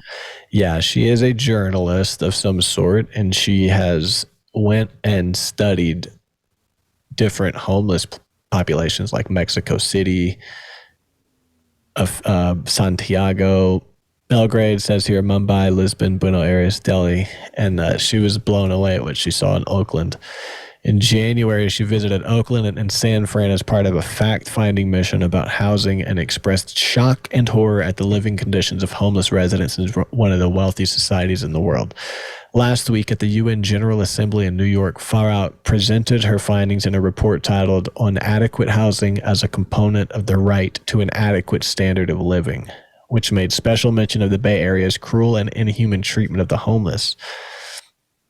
Fahrah's presentation made only a few direct references to the Bay Area in the same breath as cities like Belgrade, Mumbai, Lisbon, Buenos Aires, Delhi, Mexico City, and Santiago, where she visited overcrowded shacks, damp abandoned buildings, unrecognized settlements, half-demolished homes, and even entire neighborhoods where residents live in complete darkness during the daytime. That's dark. That's dark. Yeah, and it's happening right there. And that's someone who studies it. Like this, I see this. It's not on its way, it's there. The report. But this article is from 2018 too, so it's even worse now. Exactly. The report recounted experiences in various impoverished communities around the world, including violent mass evictions, garbage piles, and teeming rodent populations. Violent mass evictions. Fahrah singles out Bay Area's homeless camps and city policies surrounding them for what she alleges amount to human rights violations. Quote, attempting to discourage residents from remaining in informal settlements or encampments by denying access to water, sanitation, and health services and other basic necessities, as has been witnessed by the special rapporteur in San Francisco and Oakland, constitutes cruel and inhuman treatment and is a violation of multiple human rights, including the rights to life, housing, health, and water and sanitation. The right to a secure home is a universal right under intentional human rights law. Lack of security of tenure can never justify forced evictions of those residing in informal settlements. Dude, how insane is this? And it's worse now. In one of the richest cities in the United States. This keeps triggering a word, 2 words. American exceptionalism. You familiar with that term? Break it down for me. I've heard it from Abby Martin and Robbie Martin the most. Mostly Abby Martin. But I'm sure it's a technical term. If not, then she made it up. But I've heard it before. Yeah, it's where you just think America is exceptionally better. Yeah. You know, like people, a good example that he talks about a lot, Robbie Martin, is people are always talking anti-China. China monitors their citizens. They pump propaganda into movies. They control information. They do all this stuff. China, China, China. And like America does the exact same thing. And Just they don't sneakier. see it. Do you know what I'm saying? Sneakier. Like we're just sneakier about it. Yeah. Yeah, there's this narrative. It's not that we're sneaky about it because we know America does it because we pay attention, right? It's not as overt as China, though. Let's be We're doing upfront. what I'm saying is we're doing that. We are China. But American exceptionalism is where, oh, China. And then we're in America like we don't do that. Because everyone's worried about China, but they're not worried about Google and Facebook here in the States and the elections. You know what I'm saying? Yeah. That's what this is. You bring them this because this homelessness. We act like we don't have like, you know, we look at third world countries like, oh God, look at these, look at how these people, how these countries treat their people, right? And we have like the same conditions here. And what she's saying here is that it's even worse because we make laws. According to her in San Fran and Oakland, let's get to it. The contrast between the Bay Area's regional wealth and the conditions in homeless communities. She noted that there's cruelty here I don't think I've seen. She said of laws that criminalize giving food to the homeless or the mere act of sitting on a sidewalk. You remember all that stuff during the pandemic and then changing benches? Maybe that was just social media like a Potemkin village. But yeah, it's pretty bad. And we're just as evil here as they are. Yeah, and UN expert decries homeless conditions in Bay Area as cruel and unacceptable. So it's more on that. And intentional human rights law, Fahrah said, providing shelter to people who are homeless is the absolute minimum standard for any country, regardless of resources. Fahrah was struck by the stories she heard of homeless people losing their few possessions in encampment sweeps and laws that criminalize sitting on sidewalks or food sharing. There's a cruelty here that I don't think I've seen. That this is in a second article, but she says some more things. In Mexico City, I visited a low-income settlement that had been moved by the city onto empty land near a railway line. They had no running water. They stole electricity. The camp was noisy and dangerous. She noted that the camp in Mexico is virtually identical to those she visited in Oakland, including the Wood Street and 23rd Avenue encampments. Fuck. Yeah. And right behind I don't know if I've talked about this, but behind our house, our property, there's an alley, but we're in like the corner of the neighborhood, butted up against the small overpass. So dead end, the alley, and then a big open thing of grass because it's not more houses, but there's still like the alley road. Yeah. Just envision that. And then the grass. And then there's another road. It doesn't connect to my neighborhood, but it connects to the main road. And that road has like houses at the end of it. It's just kind of like a dead area with some houses. And then it fades into gas stations and my weed shop and liquor store, car wash up there. And that road, an RV moved in one day, this trashy RV. And they were living there this summer. And like, every other week, him and the girl would be screaming at each other, just fighting. I could hear him inside my trailer because I live in a trailer on my friend's yard. And that evolved into 2 trailers because I guess he got her one.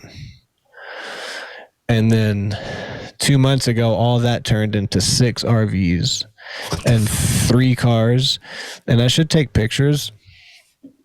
You wouldn't believe the junk that they have strewn out on the sidewalk and the road, dude. It is unbelievable amounts of junk to the point where it racks my brain. If you can function well enough to have all this junk and organize it, direct that energy towards a job and get the fuck out of here. No shit. Do you know what I'm saying? Yeah. So I had to call the fire department because the guy was out in the sidewalk, which is like 100 yards from me. Dry grass. It's going to set everything on fire. Burning like a tarp, and he was like playing with it with a stick. My God, dude. So, and do you know now? Right, and like there's like they're like playing loud music late at night. and I hear the same bass drum pattern. Duh, duh, duh, duh, duh, duh, duh, duh. I got to turn on fans and get like it's like, dude, respect is free. Like, shut the fuck up. And they're out there, and then they're burning plastic the other day. I was shoveling snow. I had to put on my mask and then I had to tell my wife, like, get inside. We can't be out here. They're like, that burning. Is crazy, dude. Burning their trash. And when I called the fire department and the police, they were like, this is bad. It's happening everywhere. It's happening all over right now. And there's a median like a mile away from my house that in the same time frame has been taken over by 4 or 5 tents. And it's just trash, and there's cars where they park. It's like a dead area behind a bus stop. So people are waiting at the bus stop. And driving all the homelessness? The economy, housing pricing, lack of housing availability due to rising population. Like, what the fuck is driving it? You want me to take it a step further and blow your mind right now, dude? What? Are you ready, dude? Sure. In the alley behind my fence, like, I heard the neighbor's dog barking like crazy at the fence. I was like, let me go outside and make sure nobody's just walking by my fence. And I didn't see anybody, because in my yard, I can see all the RVs, and I feel violated because I don't want to be a target. I don't want them to see me. Yeah.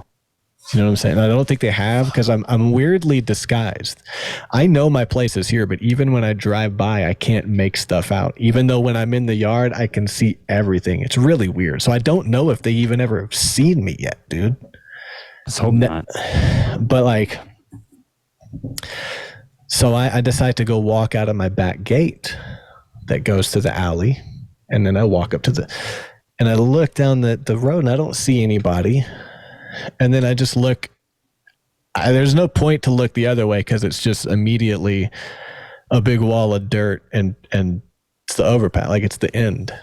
Yeah. Turn around, there's a homeless guy getting into his tent, and he never saw me. And I sat there staring at him, and I was mind blown. I was like, oh my God. And I just watched him, and he never saw me. And I closed the gate. And I walked away, and I was like, there's a fucking homeless dude living right behind our garage right now. Literally right there. Yeah. And I feel like it's a matter of time until this whole grassy patch is just going to get filled with tents. It's like they're just multiplying. Started with 1, now you got 6 RVs, now you got a bunch of shit everywhere. Now the median's taking over up the road. Now you got a homeless guy in your alley. Yeah, and it's like, it's just crazy. Because American exceptionalism, you think, it's not happening. And then it starts getting bad, but it's like, oh, that's in San Francisco. That's in LA. And then it's like, and then the cops stop doing shit with crime because they're like, it's just such a big problem. Fucking who cares? And then you have crime going up, and then you're living in a third world country in America. Yeah. And it's literally in my backyard. Like, I'm scared when I'm at work because I don't know if they've caught my neighborhood on fire. Like, this is legit. Like, I gotta get buy a compact gun for you and Ford. That's not gonna stop a fire if I'm not home. That's true. You know what I'm saying? Like, these just in general, dude. Like, I don't know. Just worry about your safety. But the homeless thing, talking about this is real shit. It's getting bad. Yeah, this was from 2018, and it's getting so bad where it's in every city in the country now. Yeah, and it's weird because I work with the guy, and he talked about dog fighting and how, there's probably a lot where you're from, huh? I was like, why? Just like, it happens where there's a lot of poor people. Louisiana. I was like, what? It's like, I have a friend that works there. He was telling me about it. It's like, poor people dog fighting. And like a couple over time, I like brought the conversation back up, and I was like, there's like a lot of dog fighting here, a lot of poverty here. And that's what I'm bringing up is people think like the South is this terrible place. It's like, all this shit you say about the South is better than the rest of the country right now. Well, hold on. All this shit they say about the South is happening on every fucking street corner here, you dumb fuck. You want to talk about poverty? Look at the homeless here. Let's look at the dogfighting here. And then I asked them, well, what about Michael Vick? Wasn't he rich? He was dogfighting. He was like, yeah, but that's like cultural. It's in their culture. So it has to do with culture, not poverty. So why the fuck did you say that poverty shit? And these are the people that like, not to get on COVID again, but these are the people that are like, get vaxxed, you fucking non-scientific person. Hey, shut the fuck up, you idiot. That's where I'm at now. Like, that's where I'm at now. Because people don't have respect for you if you have those opinions. So fuck them when they start acting like that. But anyway, yeah, this homeless shit. It's in my backyard, dude. I'll take pictures and I will show you, and you will be. You should take pictures and then make it your podcast background next episode. You're not gonna believe what you see, dude. I'm telling you right now. Like when I show you, I'm gonna have to drive by and like video and take stills. I'll have to like work on this because I don't want to walk over there. Yeah, fuck that. Don't get yourself in harm's way. To top it off, they added more junk. Can you guess what it is? Probably not. It's a buggy with a really shitty drum set in it. Oh my God. And it doesn't even match. It's like they got multiple pieces. Like, dude, get a job and just go get an apartment or something. Are they trying to play the drums? I don't know, dude. It's insane. Bikes, like 13 bikes. I think they're just stealing bikes. You know what I'm saying? It's fucking crazy. It's crazy, and it's crazy, man. But according to the fire department and the police, it's getting bad right now. They can't do nothing because, according to this lady, that's actually a violation of what was the word? Human rights. Simple human rights, immediate human rights. There was a word. Was it just human rights? Intentional human rights.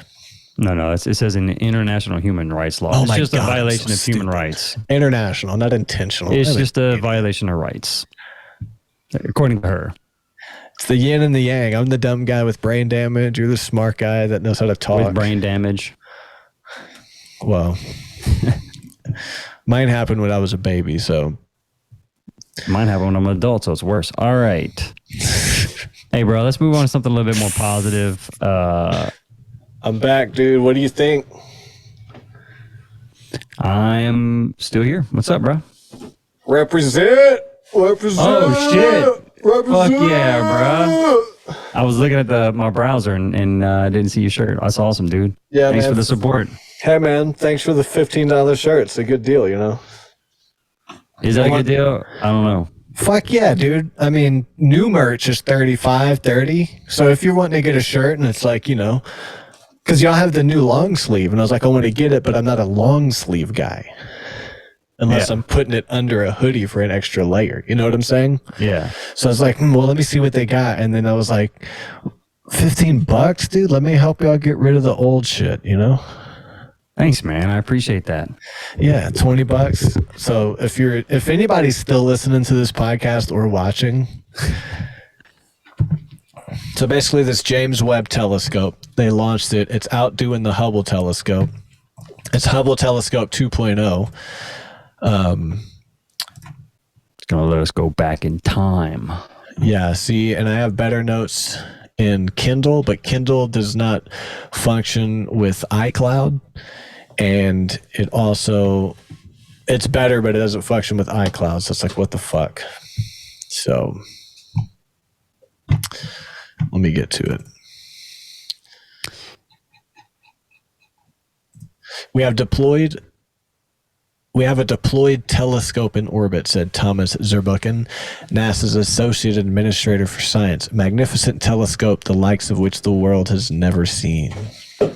And that's them partying in the room. It's so like a Windows 95 party. Fuck yeah. Yeah, what intrigued me was somebody said on Twitter, one of the scientists said that 99% of people won't appreciate what this is, but if you know, then you know. So I was like, whoa, what the... And it turns out this is pretty amazing. It's fucking... Sorry. It's like a big mirror made of gold plates. It said it will give Webb and humanity a chance to see the universe as it was perhaps only 100 million years after the start of the Big Bang.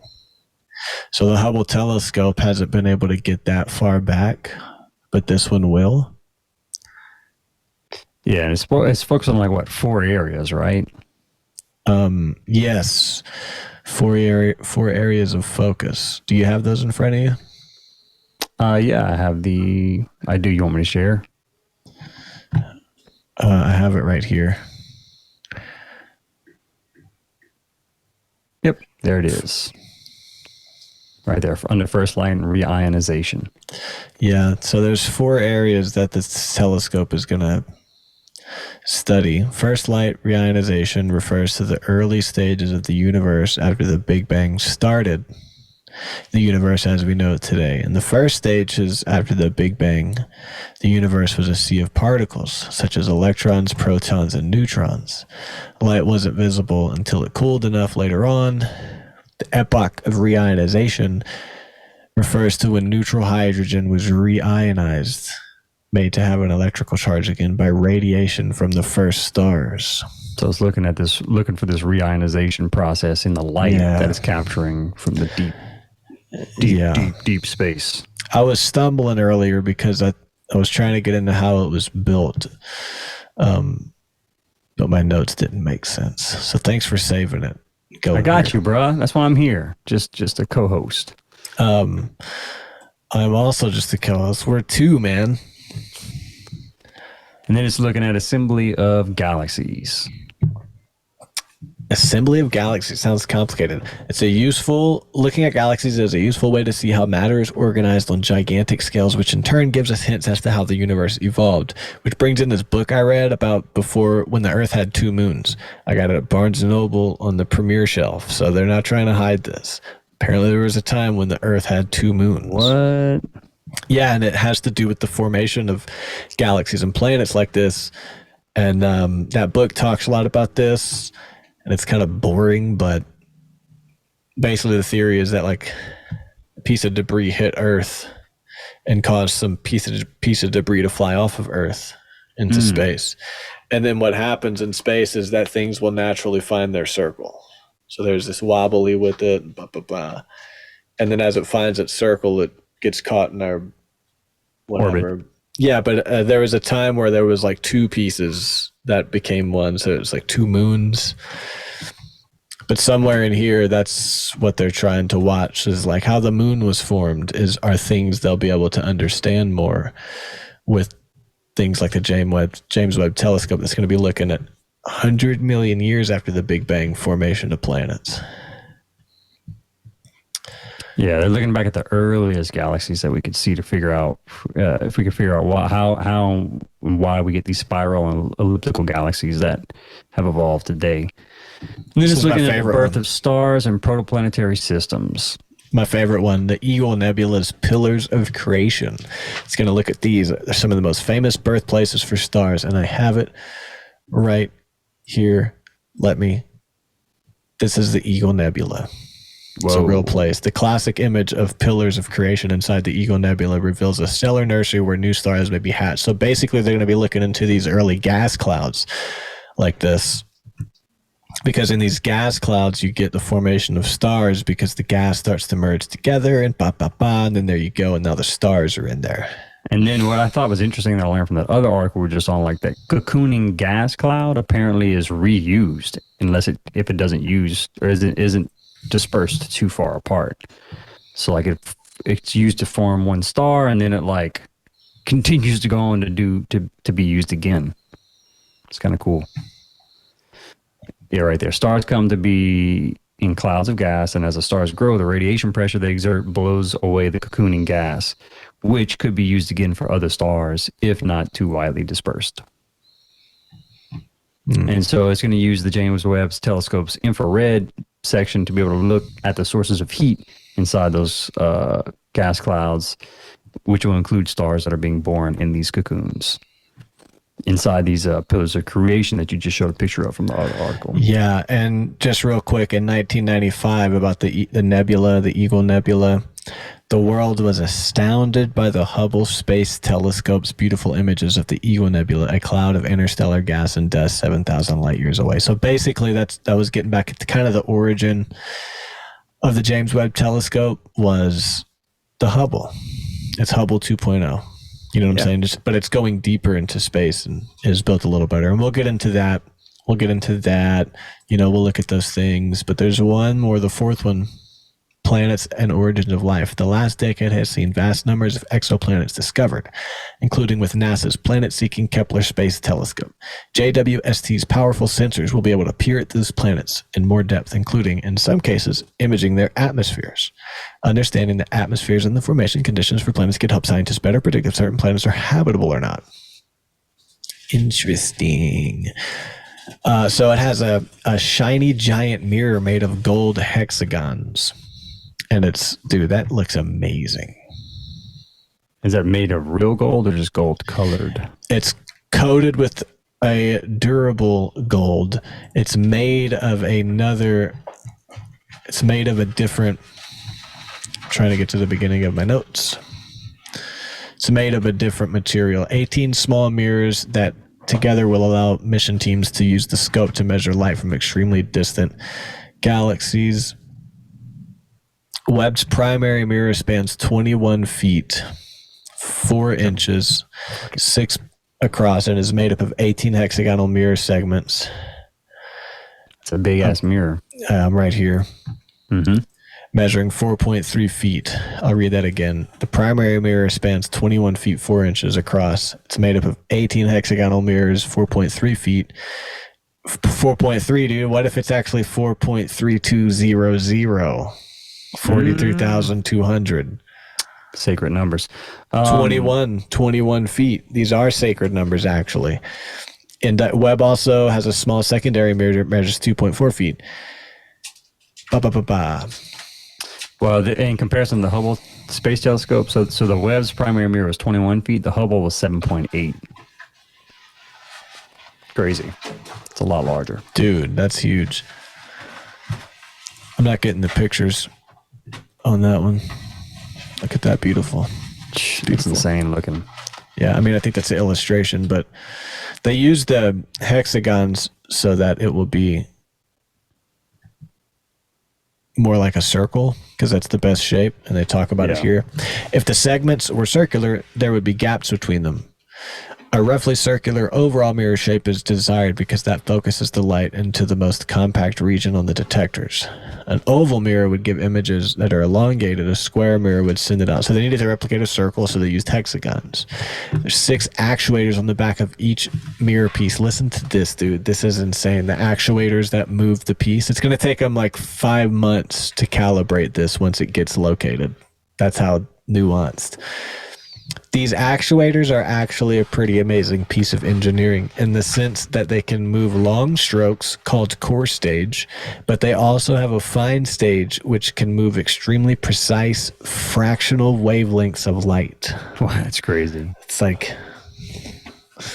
That's crazy. The precision that we can get with this technology nowadays. Yeah. NASA had an art challenge because it looks so beautiful. Look at their art challenge. Let me find it. She wins. She gets my vote. That's pretty cool. Yeah. That one's cool too. That's neat. This guy just printed a picture off of a Google search. What a dick. Yeah. Overachiever right here. Yeah, okay. We also let the fucking kids win, man. What's wrong with you fucking adults? Yeah. Oh, of course we've got the older lady that's like attention-seeking bitch. Yeah. Oh my god. All right. Well, that's the art show, everybody. Sorry, pissing me off. It's supposed to be for the kids, and you have all these fucking adults like, I want to get my picture on the NASA website. Dude, I don't have time to submit art to NASA. I got, you know what I'm saying? Yeah. I don't have time for that. So why is it gold, to answer your question? For one, it's extremely reflective, which is readily apparent in its brilliant appearance. Gold has the highest reflectivity over a very wide wavelength band. You build a large telescope to catch individual photons, so you want the reflectivity of each of these coatings to be extremely high so we don't lose photons along the way. Webb's mirrors are about 98% reflective, which means they reflect 98% of incoming photons, which is about as reflective as it gets. And it's a rugged coating. Yeah, it's a protective gold overcoat. So they're not actually made of solid gold, they're made of beryllium. Yeah. Strong, lightweight metal. Each one weighs 46 pounds. Damn. Yeah. Super interesting stuff, man. I'll be curious to see what we learn about the beginning of all of time. Yeah, and Essentially what this thing is studying, right? what's even cooler is that it uses infrared, whereas the Hubble uses the other ones. Does it use infrared? I forget what it uses. Webb observes in infrared light. Since infrared light is essentially heat, if Webb were too warm, it wouldn't be able to detect infrared light past the glow of its own mirror. In fact, Webb's mirrors need to be about minus 364 degrees to work as intended. To keep it cold, the scope will be sent into deep space where it deploys sun shields to shade its mirrors and other instruments from any lingering warmth. So this is why it's going to orbit 1 million miles from Earth. In that whatever zone it's called, Lagrange point.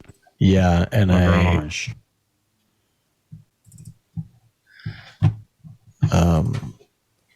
Lagrange. The Lagrange points. Sorry. You're going to have a picture. This is the Lagrange point, like a sweet spot where there's little to no gravity. And it's shielded from the sun, basically. Yeah, the observatory sports a 5-layer sun shield that will be as big as a tennis court when it's unfurled. I want to cover more of the Lagrange point because that was a Lagrange point is a gravitationally stable spot where spacecraft can more or less park, maintaining the same relative position without expending much fuel. Webb isn't going to L2 for propellant conservation. It's going there to stay cool. So it's going to save fuel. They've estimated it's going to save twice as much fuel as they're prepared for, which is 10 years, so up to 20. But it's there because it has to stay cold because it's infrared. It's going to shield itself from the sun. And it's interesting because it said the temperature difference between the hot and cold sides with the telescope is huge. You could boil water on one side and freeze nitrogen on the other. Holy shit. Yeah, that's pretty crazy, right? So it's going to take 29 days for it to get there. The distance to L2 highlights another key difference between Hubble and Webb. The Hubble telescope was designed to be serviced by spacewalking astronauts, but no one's going to be there for the James Webb. It's going to be all by its lonesome because it's 930,000 miles away. Wait, and a number of in others the sunward direction.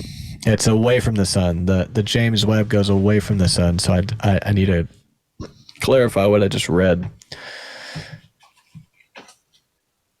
It's in the Marsward direction. The James Webb is in the Marsward direction.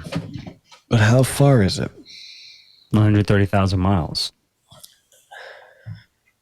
Sun-Earth L1 Lagrange point is 930,000 miles in the sunward direction. That's where other telescopes have worked before. What's special about the James Webb is it's going in the Marsward direction away from the sun. At L2.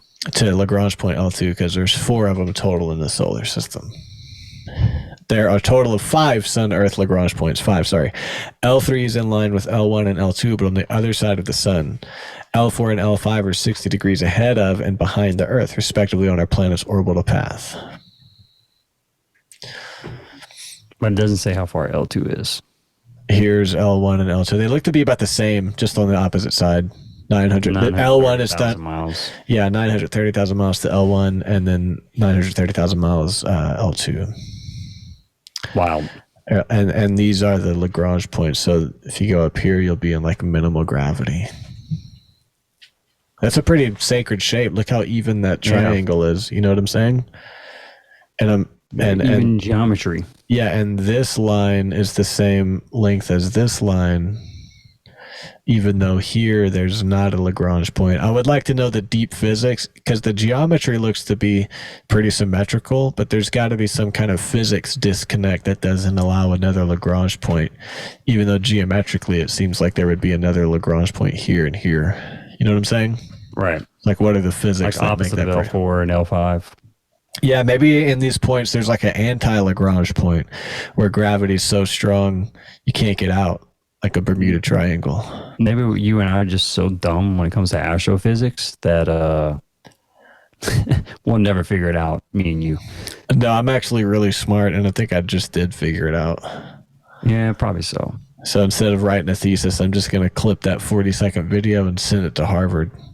And with a letter that says, "What's up now?" Where's my tenure position? With like my credits from community college.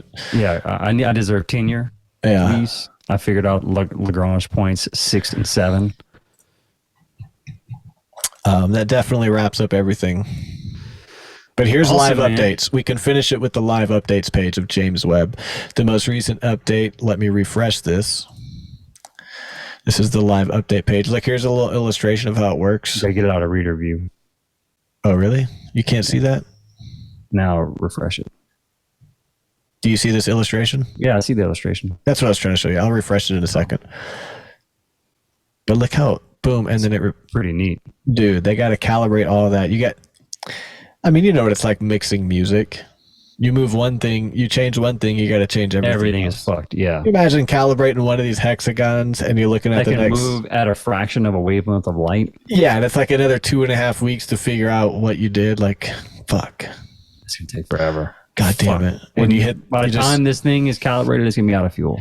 Because that illustration, look at that. There, how many times does it reflect? 1, 2, 3, 4, 4, 5. 4 times. 2, 5, 3, 4. 4. Oh yeah, 4. 3, 4. Dude. But that's how you get these pictures of collecting light like that. That's amazing. I can't wait to see what it fucking finds. The live update. We'll wrap up on what the latest is. Adjustments to the, as of 8:33 this morning, I think. Adjustments to the 18 golden mirror segments of Webb's primary mirror are due to begin tomorrow, January 11th. Today is the 10th. According to the deployment timeline provided by NASA, that process is expected to take several days and marks the observatory's transition from deployment into commissioning. Meanwhile, the observatory continues its trek out to its station orbiting Earth's Sun Lagrange Point 2, or L2, which is located about 1 million miles away from Earth on the side opposite the Sun. As of today, the telescope, January 10th, the telescope is more than 78% of the way to orbit, having traveled more than 700,000 miles from Earth. Damn. Yeah. Also, one last thing, and I already forgot.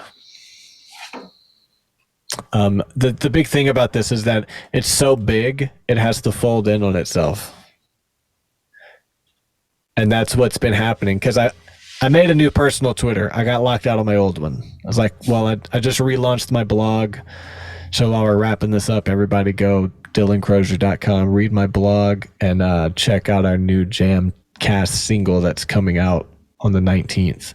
We got a new acoustic mandolin solo thing, Jamcast, coming out on my blog, on my website. Go to that. But fucking forgot what I was talking about. You know what I'm saying? It folds in on itself. It falls in on itself. So I made a new Twitter so I could promote my website, because I was like, whatever. And I just followed NASA. So I've been seeing this unfolding. It's like, what are they talking about? So finally I looked into it and I was like, oh shit, this is a big deal. Yeah. But it unfolds because it's so big. So over the last like days, it's been unfolding. They And the finally sun shield that it's gonna be is the size of a tennis court. Yeah, like they've just been unfolding it for days. That's basically what I'm saying. And now it's fully unfolded and deployed, and now Yeah. we're beginning the calibration process. Yeah. That's crazy, right? It's wild. And what's even crazier is that they had this thing done in 2010, but there was like funding, and then a politician stopped a bill, and then they had to get this and then that, and then the pandemic. So This they've is been like trying. 11-year-old technology. They've been trying to launch this for a decade, I think, or maybe 11-year-old technology, bro. maybe it wasn't done, but it was at the end, and they were like, stop. It was conceptualized. I mean, talk about working on staff, and you're like, fuck, man. I didn't think it would be 12 more years. I thought we were done back in like 2002. No shit. 2012 or whatever. It's crazy. So anyway, yeah, that wraps up that. Thank you, everybody. Go check out Alfred and the Tednators. We have a new Jamcast single coming out. Yeah. Go to my website, dilloncrozier.com. I'll have a blog with a link, a blog about the song. You can pre-save it on Spotify. Go check out Go Gotham. We got a new music video dropping this Thursday this week from the new album. Check that out. Bottomless Pit. Check it out. It's awesome. Badass. Album release show February 4th. Come hit it up. If you're in the Baton Rouge area and you happen to subscribe to this podcast, we have a show on January 26th with Gate Creeper, which is, if you're into metal, you know, Gate Creeper, badass. Glad we got put on that show. Gonna be fun. And the very next week's our album release. Yeah. Yeah. Cool. We have shows if you're in Denver. Fuck yeah. January 21st, we're at the Enigma, Alfred and the Detonators. February 19th, we're doing that's going to be a rock set, 2-piece guitar drums. February 19th, we're going to be at Brews on Colfax doing an acoustic set. And March 19th, we'll be at Brews, the other location. Don't forget about our Jamcast single. Go give us some Spotify numbers. We're doing it big. Same for us. I got a mandolin solo on this new one. Y'all are actually doing it big. So y'all are like on a record label and a music video. We're still trying to get where y'all are, where we have like an awesome media setup and then we can pitch ourselves. Just gotta be a social media whore, unfortunately. We should talk about that. Yeah. Later. Maybe before our next episode, we could have like a 15-minute. Also, fucking Vulture Stone B modes. Yeah, I started working on it. Okay, cool. I need to get it done. I know. I'm gonna work on it today, tomorrow. Because the thing is, if we have a completed song, then I can schedule a day and go track. Okay. Hey, but on a good note, like I've been playing a lot lately, so it's good for Me us. too, man. I started playing mandolin more and learning the solo. I got some I'm doing books. an hour a day. I'm with you. This is what I want. An hour a fucking day. This is what I want to do. A consistent music project that we can keep going is the cool Dill stuff for sure. But I just wrote a new country song. So, Ooh, on the mandolin. cool. Yeah, it's like a country song, not a silly one. Like I used the formula and I wrote like a country song. I'd be interested to hear that. So I track it, send the vocals, and then you could just do some guitar on it. Do you have an acoustic guitar? A shitty one, yeah. If you can like restring it and just track, you know what I'm saying? Yeah. We could do like a country record. You know what I'm saying? Because then we can play these shows. All I have to do is book a show in Lafayette and Baton Rouge when I come in, and me and you just show up and play. We don't need a practice. You know what I'm saying? I've never played country before, but I'll give it a shot. Yeah, but you've played chords in the key of D. Sure. You know what I'm saying? And if you know the songs, like we can, because like if me and you start cranking out product, then we know the songs we just recorded. We just need a book shows. That's my vision. Like, because like us recording the product is us practicing. You know what I'm saying? Yeah, that's what I do. Like with Go Gotham a lot. We haven't practiced in like 2 weeks, but we're gonna been playing this content every night. Yeah, because I want to get like, even if they're shitty shows for nobody, just get the ball rolling and start doing that eventually. But like, let's just start recording stuff for sure. Yeah, I need to get B modes done. I know.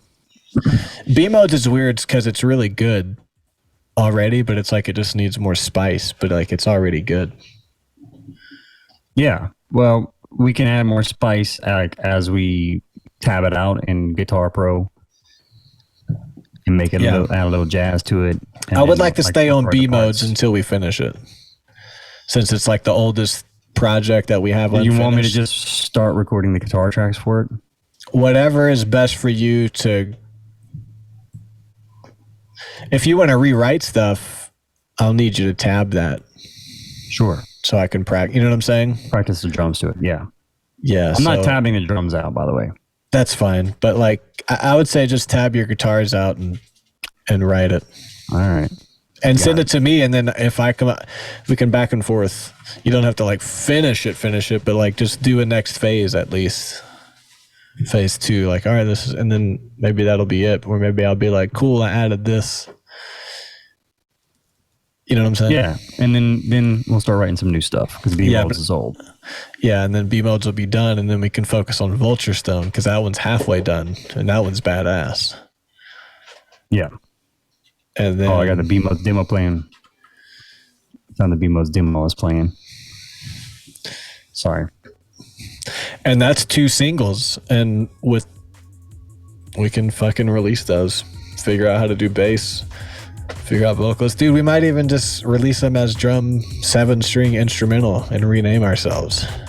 Yeah, that's what I want to do new shit. Like I don't like to. The recording our old stuff is just like doing what should have been done before. You're right. You know what I'm saying? It needs to get done. It needs to get done. But then I want to move past that too. Absolutely, but like we got to get it done first before we. Yeah, I agree.